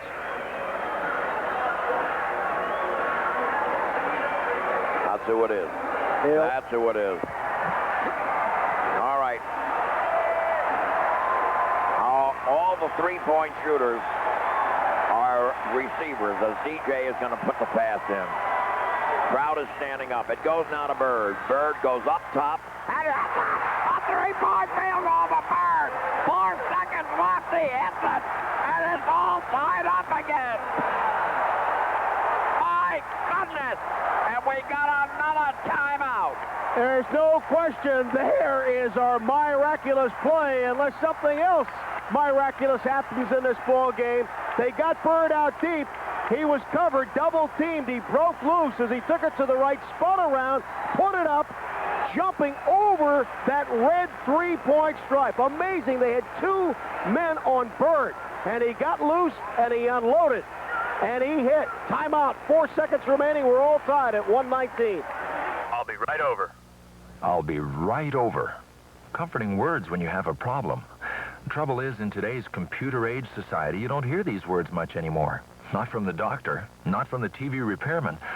In fact, there's really only one person you can count on to say, I'll be right over. And that's your qualified fuel oil dealer. He's always there, at all hours, in all kinds of weather. When you have a problem, you expect your qualified fuel oil dealer to say, I'll be right over. And he won't disappoint you. Maybe he works hard for you because there's competition. Heating oil isn't sold by big utilities. It's sold by local independent dealers who depend on satisfied customers. Full-service dealers who care enough to keep your heating system at peak efficiency and who are always on call. I'll be right over service. You know there's not a better buy than safe, clean oil heat, the intelligent choice. For the qualified fuel oil dealer in your area, call 1-800-OIL-HEAT. Brought to you by your qualified fuel oil dealers of Massachusetts. 2:30 Friday afternoon. Education Secretary William Bennett calls President Reagan asking for the withdrawal of Douglas Ginsburg's nomination to the Supreme Court. Bennett offers to call Ginsburg on behalf of the president. The president replies, do what you think best. At 3:30, Bennett calls Ginsburg, urging him to withdraw his name. 90 minutes later, WEEI reports exclusively on both conversations and their consequences. On top of the world, around the clock, News Radio 590 WEEI. All right, Darren Day with a big, tough assignment because Bernard King is in the ball game, and they all got tough assignments. They got to do it. Bird taking a passer, and Robert Parrish harasses the pass out of bounds. It was intended for Moses. Moses had to come out because everybody else was covered. He came out to try and help out because they were about to lose the ball on the second count. 1 second ticks off, 3 seconds remaining. All right, now Moses gets the ball, loses the ball, throws it up wildly, and that ends the ball game. And it's going to go into overtime. It hit the rim, but it hit it hard. It really didn't have much of a chance of going in. Well, Moses tried to get that first shot off, and he was tied up. And I think that Washington at that time was looking for the foul. They did not get it. Moses got loose, and he took that shot hard off the rim. He wanted to get the ball up off the rim because he figured if I can do that, I have a shot at the rebound. Right. And he's so tough on the rebound. We're going to OT in only the second game of the season at the end of regulation. Our score of the Celtics, 119, and the Washington Bullets, 119.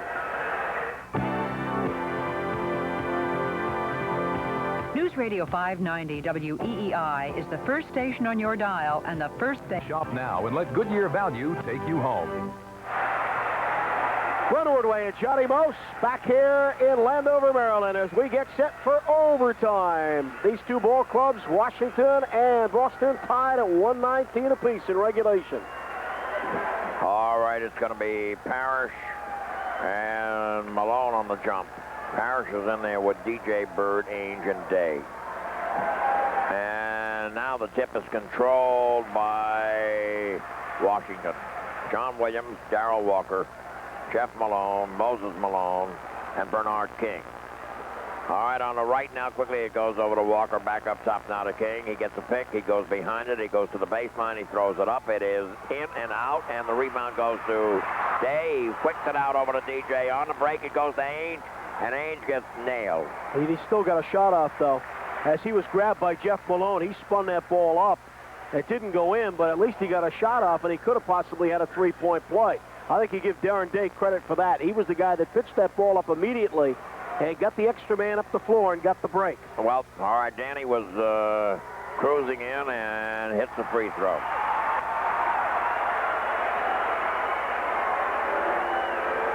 That puts Boston out in front and make it by 2. 121 to 119 to score. All right, 4:33 left to play. All right. It goes now on the sideline of Malone. Malone has a notion. He goes for a drive. He throws it up. It is a bad shot. Bird gets the rebound. There wasn't any rebound. The quick out pass is stolen by John Williams. Bird just picked it off, but Williams stole it. All right, Williams goes in and ties it up. Took it home himself. Boy, Larry has had some turnovers. He's got 38 points, but he's had some turnovers as well. 121 to score. All right, now DJ with the ball. On the right, it goes over to Day. Back up top now, quickly over to Parrish. On the left now to DJ. DJ holding the ball. Less than 4 minutes to play in the overtime. 3:55. Parrish, baseline. The rainbow no good. The ball comes out to King. King starting a break. On the cut now. It goes to Maloney. Was traveling. 3-on-2 break, and still Bernard King is electing to give it to Moses on the wing. And twice he's done that now in this ball game, and twice he's got burned with that traveling violation. On the fly, Moses will frequently do that. He's just out of sync a little bit, and he can't handle that situation as well as he does other situations. Now Bird misses the shot. Danny captures the rebound, takes it back out, goes to Bird again. He's in jail, and up top it goes to Day. Back to Bird. Bird is on the left sideline being guarded by Williams. Fakes, drives, spins, gets a pick, comes into the lane, shoots over Moses. He's got it. Oh, set up the isolation on the left side. Of course, the isolation's slightly different this year. 123, 121 to score. 3:10 left to play. On the left now, Darrell Walker with the ball. Holds it. And bottled up by Danny. Now quickly it goes into King. King throws it up and in. 23 for Bernard King now. Pulled up after a drive and just hit it.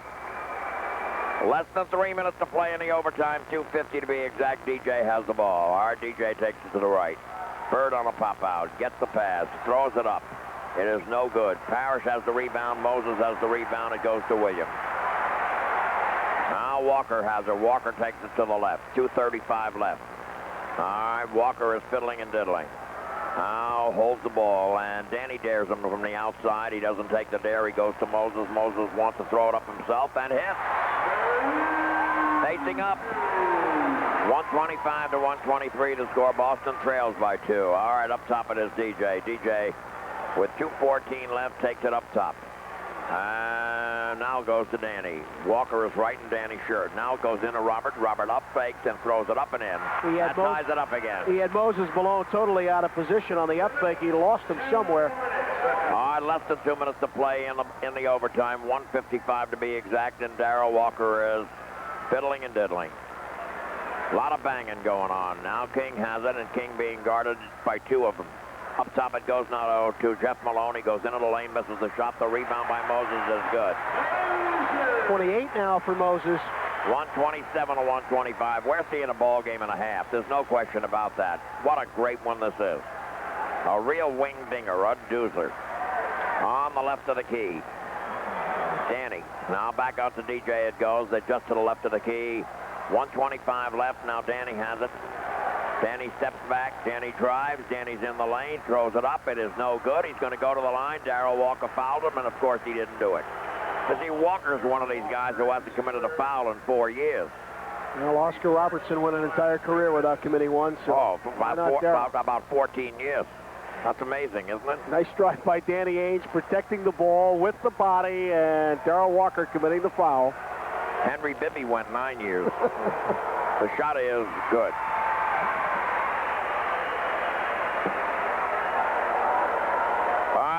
again. And he hits it. All tied up with 1:20 left. Here's Darrell Walker. Up over the line to the left, guarded by Danny. On the left it goes now quickly over to Jeff Malone. Now back into Bernard King double team. Bernard takes him outside. Cross court it goes to Jeff Malone. And a kick ball goes out of bounds. It was kicked out by DJ. Celtics continue to double the ball right now, putting the pressure on there, forcing them to make that bad pass or pick up the pace a little bit. All right, now the ball would be put into play by Bernard. It goes to Williams. Back over to Walker. And less than a minute to play here in the overtime. It's all tied up, 127 to 127. Walker up top now to Jeff Malone. Back over to Walker on the left sideline. And Parrish steals the ball. It goes to Bird. It was intended for Malone, and it goes. Parrish stole it. It went to Bird. On the left now it goes to DJ. Takes the shot. It's gone. It has gone, and Boston leads 129 to 127. 39 seconds left, and Kevin Lockery takes the timeout. Larry Bird says that he loves to see that ball in Dennis Johnson's hands when the game is on the line. Bird, long cross-court pass to DJ, and DJ just pumps it up from the corner, and the Celtics lead it by 2. 39 seconds left. Timeout. Boston 129, Washington 127. It's time to play Basketball Mania, brought to you by Welch's. Those folks, Detroit 186, Denver 184. And the lowest scoring game was played between the Fort Wayne Pistons and the Minneapolis Lakers on November 20th. Conversations and their consequences. On top of the world, around the clock. News Radio 590 WEEI. 39 seconds remaining right now. The Celtics on top by 2. 129 to 127. They have a foul to give up here. All right, Darrell Walker over the line to the left and guarded by Ainge. Walker fiddling and diddling on the left side. Wants to get the ball to King. He does get the ball to King, and King ties it up. Now there are 26 seconds left. All right, DJ taking the ball up. It's all tied up again. It's 129 to 129. Clock is down to 17. Celtics are going to call a timeout. All right, Celtics are calling a timeout, and there are 12 seconds on the shot clock, 15 overall. What they want to do right now, John, I think, is waste as much time. There's a difference in the shot clock to the game clock of 3 seconds. And what I think they want to do is waste as much time as they possibly can on this shot. Get the shot off with, let's say, 3 seconds left on the shot clock so that Washington does not have much time. Right now, Kevin Lockery, I think, is going to question the clock as he goes over to the scores table. Now he's back to the bench. Let's take a station identification break. This is the Boston Celtics Radio Network. This is News Radio 590 AM, WEEI, Boston, the radio home of the Boston Celtics. This has been a phenomenal ball game so far. John and I go into the studio every few days to do the Dream Game tapes. I got to tell you, this game has been like one of the Dream Game tapes where they come up with all these spectacular plays in the last 4 or 5 minutes. In this case, it's Major League players. And nobody wrote this script. I was going to say. I'll tell you. In the Dream Games, they're fans. In this game, they're the real players. Well, that's right. And the Dream Game is very exciting. You could be part of that. You could be the guy that helps the championship win a victory. And also, if you want telephone message tape, we have that also, as I can fiddle and diddle on your answering machine. And the number you have to call is 1-800-533-U-WIN.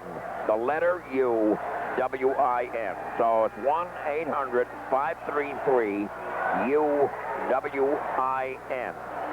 We've had about 600 winners so far. Haven't had a loser yet, have we? No, nobody loses. Well, let's see if there's a winner in this ball game wearing the green. 129, 15 seconds remaining. Celtics will send out the same 5. Parrish, Bird, Day, DJ, Ainge.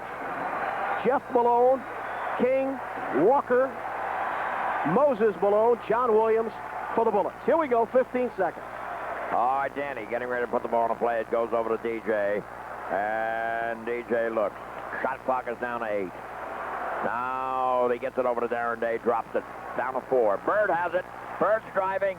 Bird got nailed. Bird's going to the line. 4 seconds left to go in the ball game in the overtime. They did exactly what they wanted to do. They let the clock tick down, waste as much time as you can, so that you force Washington, when they get the ball, they're going to have to rush up a shot. And whose hands do you want the ball in with about 5 seconds left on that shot clock? Number 33. You know he's going to do something. They overplayed him. They had the double team. What did he do? He drew the foul. He knew that was the only option he had. They got to be scared to death. When Larry Bird is on the floor, just like when Magic is on the floor, I mean, you got to be scared to death when it's down like this, 4 seconds to go in the overtime.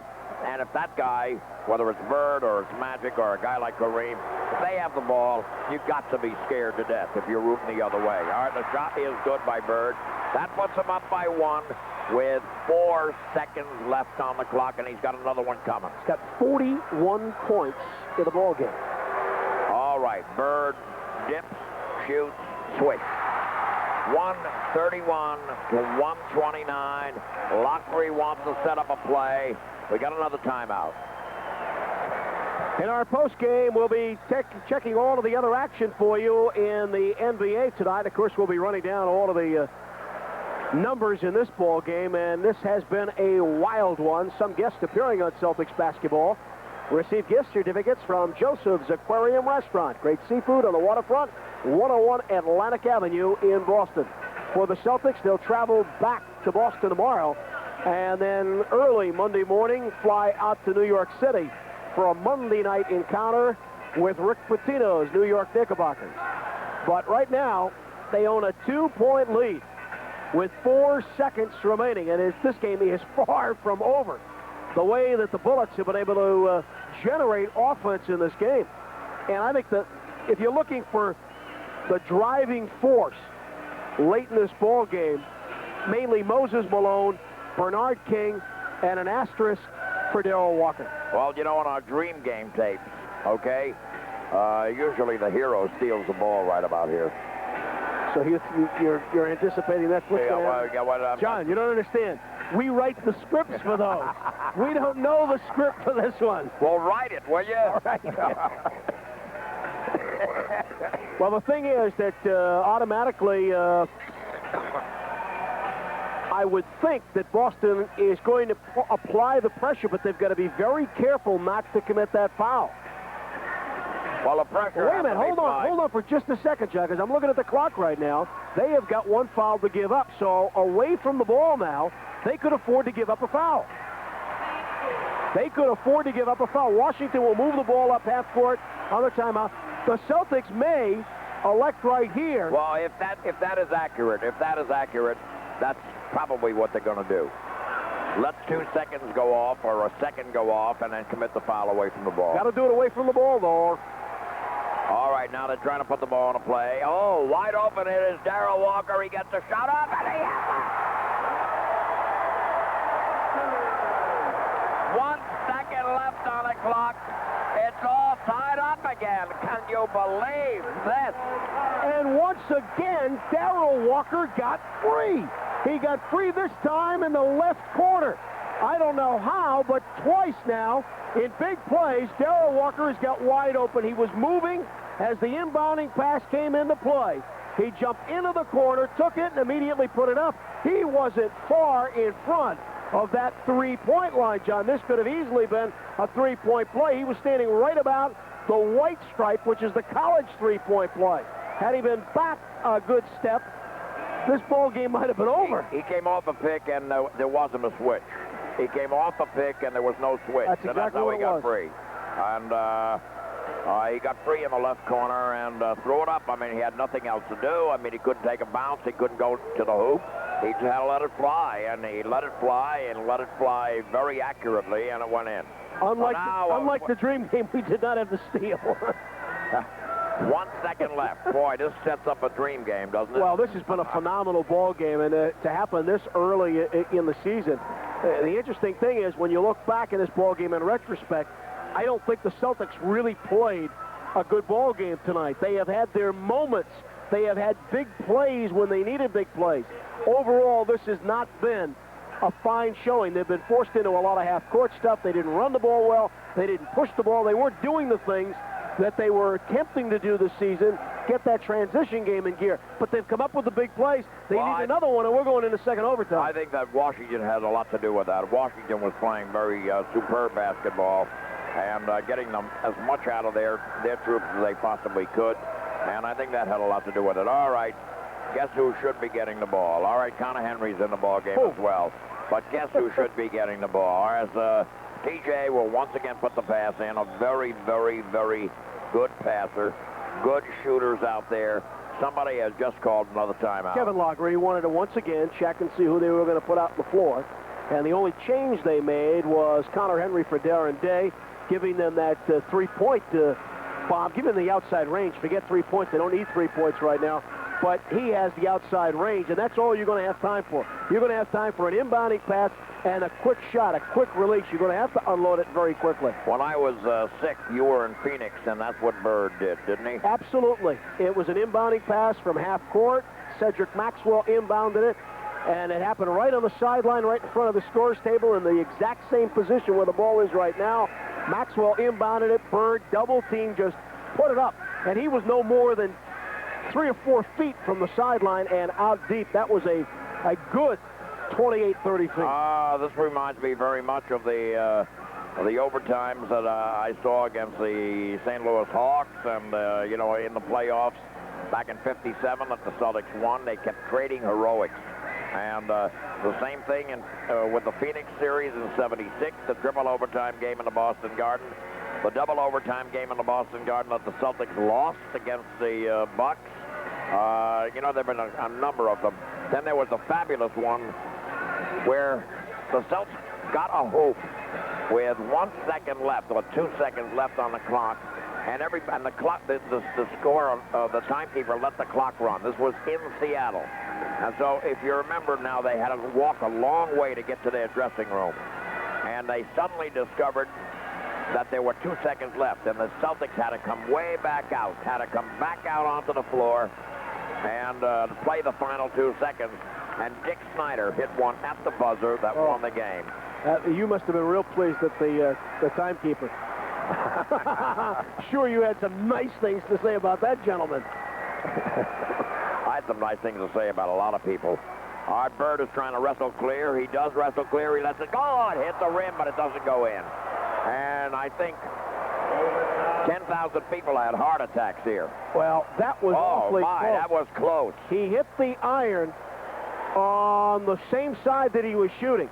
It went up and did not go in, and he's complaining to Jess Kersey that he had a body all over him in the process. I do not think, unless it is a real blatant foul, are you going to get an official to make that call. It's just simply not going to happen.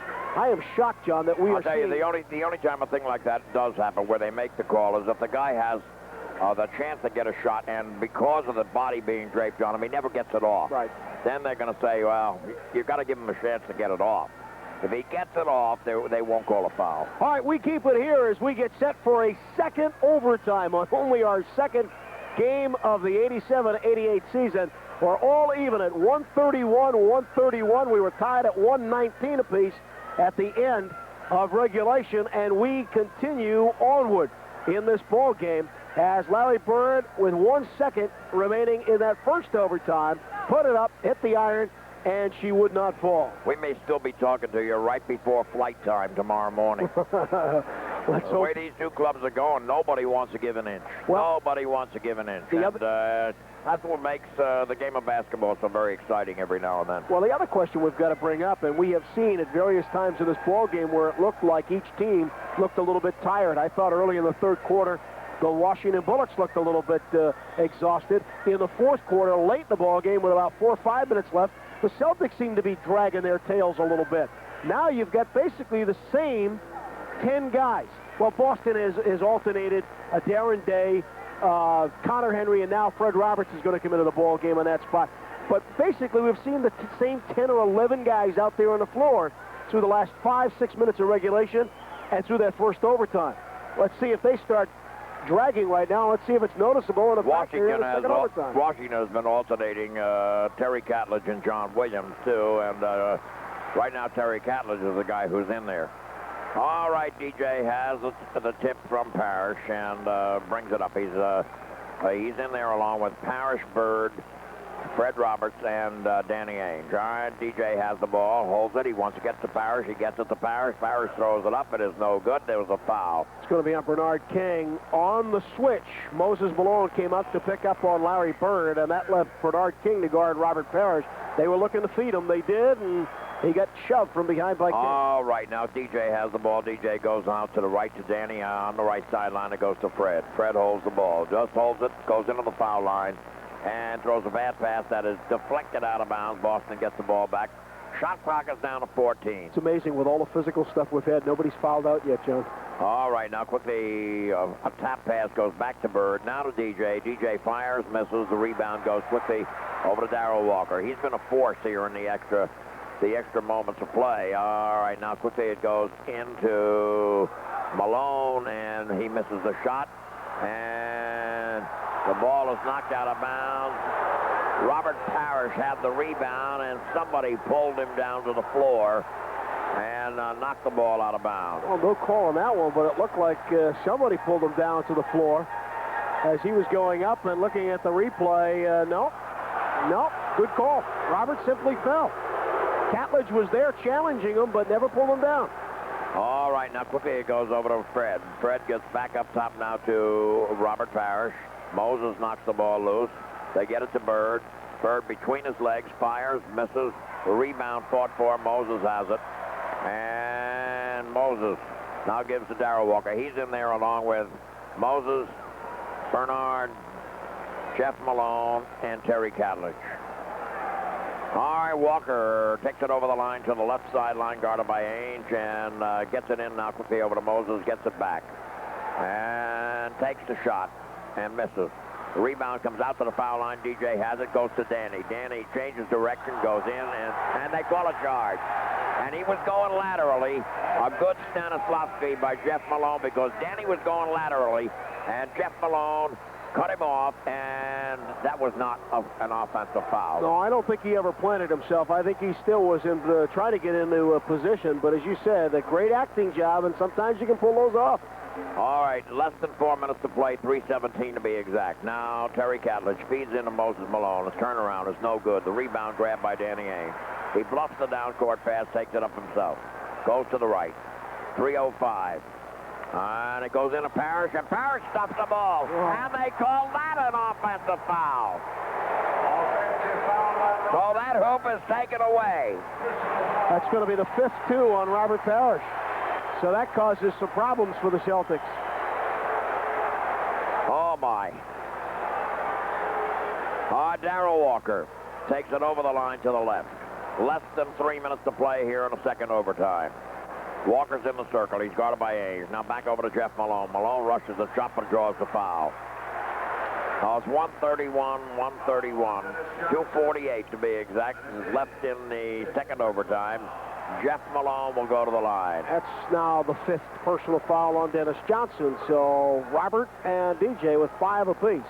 All right, now Jeff Malone puts them ahead. 132, 131. We went 2 minutes and 12 seconds without either team scoring in the second overtime before that free throw. And now the shot is good. So now the Bullets lead by 2. 133 to 131. All right, DJ with the ball. DJ brings it down the right sideline. Up top it goes to Fred. Fred looking carefully. Still got it. On the right it goes to Danny. Danny got nailed by Walker. He doesn't call. They don't call it. Danny turns, shoots, and yes! Boy, that Walker was right in his face.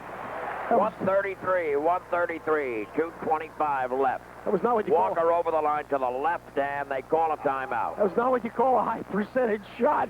And I don't believe Danny was aware of how much time was remaining on the clock. It was about 10 seconds. But I think that was the fear he had. It seemed like a lot of time had elapsed. And he had Walker draped all over him. And turning off balance, he put that thing up, and it ended up going right through. Yes, that one had eyes. It really had eyes. It wasn't a good percentage shot. And as you say, he probably had the sinking feeling that time was running out. He on was him. I'm rushing. sure He was because rushing it. I don't think he could see the clock because Walker was in his face, and he just could not get a good look at the clock. Well, the other thing we should add is that the 24-second clock in most of the arenas are located right above the backboard. And in this arena, they're located high off of the ceiling, so that you really have to take your eyes off the floor, off the action, and look up. And a lot of players who are not accustomed to doing that don't want to do that, because that's when you take your eyes off the ball like that, you can get stripped. You can't complain. What if they put it in the men's room? It wouldn't be a bad idea. Wouldn't be a bad idea at all. But for equality's sake, I think they have to put it in the women's room as well. But there is a difference when you can see it on the backboard, and you know, because that's where you're gearing your attention anyway. That's where you're shooting. And you can see that as opposed to seeing it up there. Absolutely. I don't know why that's not standard in the league. Or the way they had it in the corners, you know, right. in the corners. That was really visible, and I think over the basket is the best place. But absolutely, it really should. Attached right to the backboard, over the basket. But the 24-second clock in this building is above where we are. Well, I can't explain it. I have no idea why. There are a few arenas, by the way. This is not the only one that has the 24-second clock up that high. They do, by the way, which is a plus, have both the 24-second clock and the game clock on that same board. All right, Bernard King, they're already over the line. It goes into Jeff Malone. Malone walks it halfway down. Now he has a notion. He goes in for a drive and gets lost control of the ball, throws a foul. That may be on Robert. Yep, that's it. He fouls out.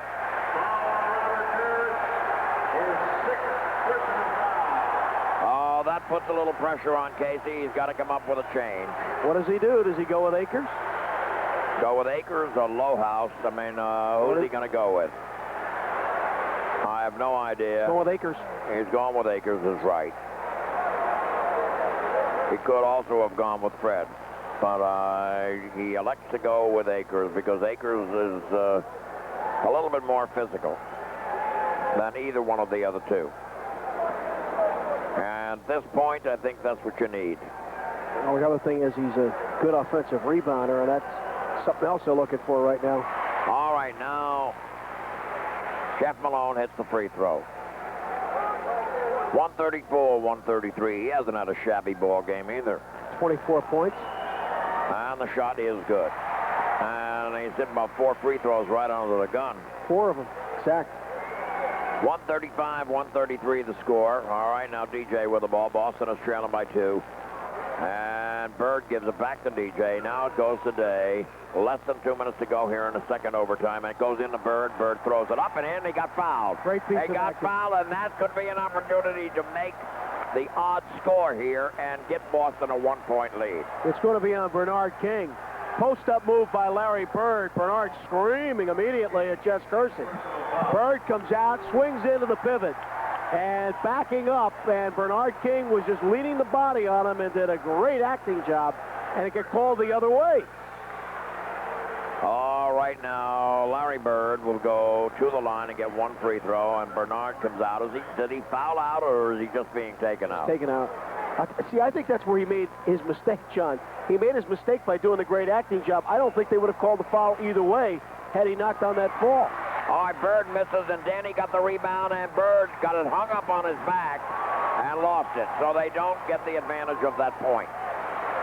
All right, Darrell Walker takes it over the line to the right sideline, guarded by Danny, and goes now to the left of the key. And Moses Malone and Mark Akers putting on a war, and Moses loses the ball out of bounds. Akers all over him. Akers was trying to switch position to front him, and Moses sensed that, and that's where he lost position on the ball. All right, now it's all tied up. 1.5 minutes left. DJ with the ball. DJ looks, fiddles and diddles. Gets Bird. Hallery is all over him. Danny got bounced out of the whole thing. Now it goes into Bird, double teamed immediately. He ducks his head. He goes back out now to DJ, now to Danny. Danny lets it fly. That's gone! A 3-point field goal by Danny Ainge! All right, now Darrell Walker takes it over the line to the middle. As DJ had a notion, and Walker did not try to start a 5-on-4 on him. DJ got hung up on the attempted steal, but they did try to start a 5-on-4. All right, Jeff Malone going into the lane. throws it up. It is good.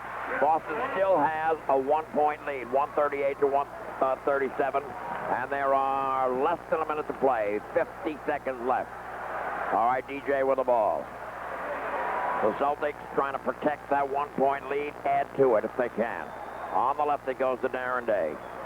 All right, Day goes back out to Bird. He goes to the foul line, and they knock it loose. It goes back to Darren Day, and they call Bird for up and down, and so he lost the ball. That was a good play by Mark Allery. Certainly was. Allery got the hands all over Larry Bird, and he could not get that shot off, and Larry tried to change what he wanted to do in midstream and get the ball out to Darren Day. And that's when he left the floor and then came back down again with Allery never touching the basketball.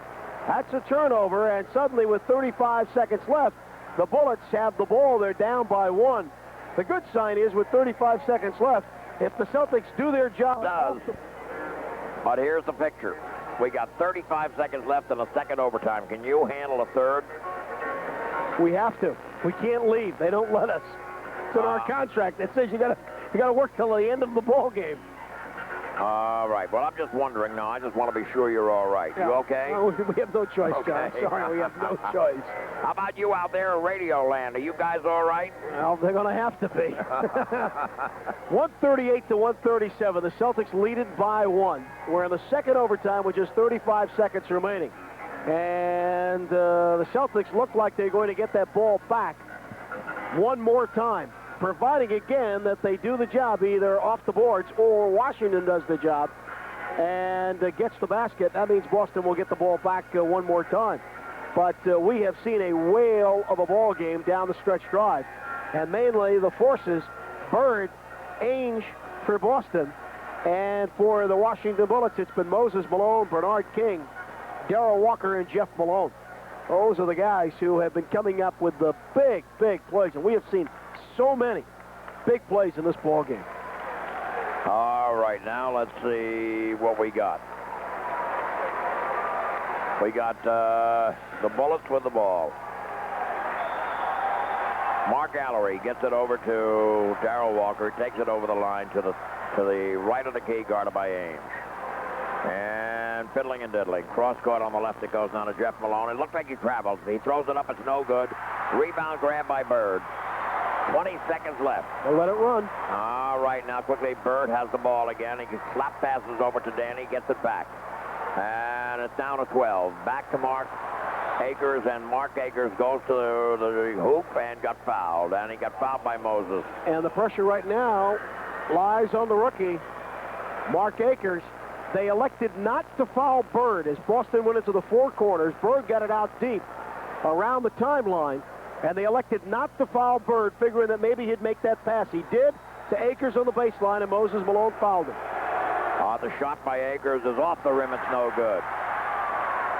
That's going to give Washington another chance, because if he makes this one, it'll be a 2-point lead. Let's see what happens. The rookie is at the line. What a spot for a rookie to be in. He shoots and he misses, and the rebound goes quickly over to Catledge, and they call for an immediate timeout. Clock is down to 7. Well, that puts a lot of pressure on everybody right now, as Boston has only a 1-point lead. Mark Akers had a shot at it. He's a rookie, and he missed both. Well, these are the things that we've been talking about with the rookies. You get very excited about the kids because they have great promise, but you've got to understand they are going to make mistakes. They're going to have the jitters, and there's no doubt in my mind that the Butterflies were doing a lot of dancing as Mark Akers went to the line for those 2 free throws, and he hit hard off the rim. I'll tell you, maybe the Butterflies should have taken a shot, but whatever. You don't want to knock Mark Akers for this, because this kid has made his contributions in this ball game and the game we saw last night also, because the kid is a worker. He really is a worker. No, I think there's no question about that. But the fans, I think, sometimes go a little overboard with the rookies and forget that they are rookies. They are first-year players, and they're playing against veterans, seasoned veterans who do not have the Butterflies flying out there. And they make mistakes. There's no question about it. 7 seconds. This kid has to go to the line with 8 seconds left to play in a double overtime. And protecting a 1-point lead, a very tough situation, even for a veteran. But for a rookie, it's almost impossible. Well, smart move by the Washington Bullets not to commit that foul on Larry Bird out in the corner and to wait until Bird would pass him. They put the pressure on Larry, but they never got to the point where Allery was going to commit that foul. He waited until Bird was going to dish that ball off. Got it to Akers on the baseline, and Moses Malone immediately went and cracked him. Oh, no, I think Boston still has one to give, don't they? In the bonus situation, they have one to give, yes. Yeah, they do have one to give, so that could work well for them. All right, the crowd is up. Got to watch out for Darrell Walker. We've learned that by now. They're going to do it from already over the line. They're already over the line, and Mark Allery is putting the ball in the play. And it goes to Moses. Moses heads for the hoop. Throws it up. He's got it. Time out. Oh, that puts them out in front by one. And now Boston has 2 seconds in which to get a shot off. Oh. Akers went for the steal on Moses Malone as they got that inbounding pass. He went for the ball. And once he did that, Moses just turned, looking to pass. DJ, or rather Darren Day, up on him. And Moses decided on taking the diagonal drive to the hole and put it up and in and gives Washington a 1-point lead with 2 seconds remaining. And we know where the ball's going right now, right? I got a feeling. Yeah. Now, I have a feeling that ball's going to go to number 33, but I'll tell you, Kevin Lockery knows where it's going also. And with that may change who it ends up, whose hands it ends up in. If he goes overboard on the double coverage right away, if he tries to put a Bird in a box and keep the ball from him, I think you may see one of the shooters getting it. You know, it could very well be. Well, double them up, and maybe one of the shooters pops loose and squares up, and be a good place for a guy like Seasting, too. What they have done is they have tried that double team on Bird, and Larry's been able to get the shot off in this situation twice so far in this ball game. One went in, one did not, and he was able to wheel off that double team and get some daylight. All right, let's see what we got. Here's the picture. Double overtime, 2 seconds left. The Bullets lead by 139 to 138. We've seen a fantasy game, a dream game. We've seen the league go back and forth, you know, and I think most of the seesaws have occurred when it's been less than a minute to play. They have. Matter of fact, both teams have had trouble scoring in the first 2.5 minutes of each one of the overtime periods, and then they have put up some points on the board. Connor Henry will check in. Fred Roberts is in, so Boston's got some guys who can put the ball in the hole right now. All right, Ainge is going to put the ball into play. And where do we go? It's going to go to Bird. He's got a shot. Get it! And it's got it. It's a 3-point field goal. And that's it. It's all over. Can you believe that? Can you believe it? He hit a 3-pointer with no time on the clock, and they win the ball game. They only give him 2. Doesn't make any difference. They win the ball game with the 2. I think it was 2. I think he was standing or he was inside the line. They inserted Charles Jones into the ball game to guard him. Ainge got the ball to Bird. Bird was moving before the pass came, and Charles Jones lost him. Bird got momentary daylight, put it up. It was all net. And with 2 seconds remaining, Boston bails it out in double overtime. Larry Bird, 1 step on the red line, and the Celtics are now 2-0. Phenomenal ball game. We have seen the miracle occur over and over again by both ball clubs. I mean, we saw some miracle stuff by Moses Malone. We saw 2 miracle shots by Bird. And one from the top of the key that kept the ball game alive, and one that won the ball game in the second overtime, right at the buzzer.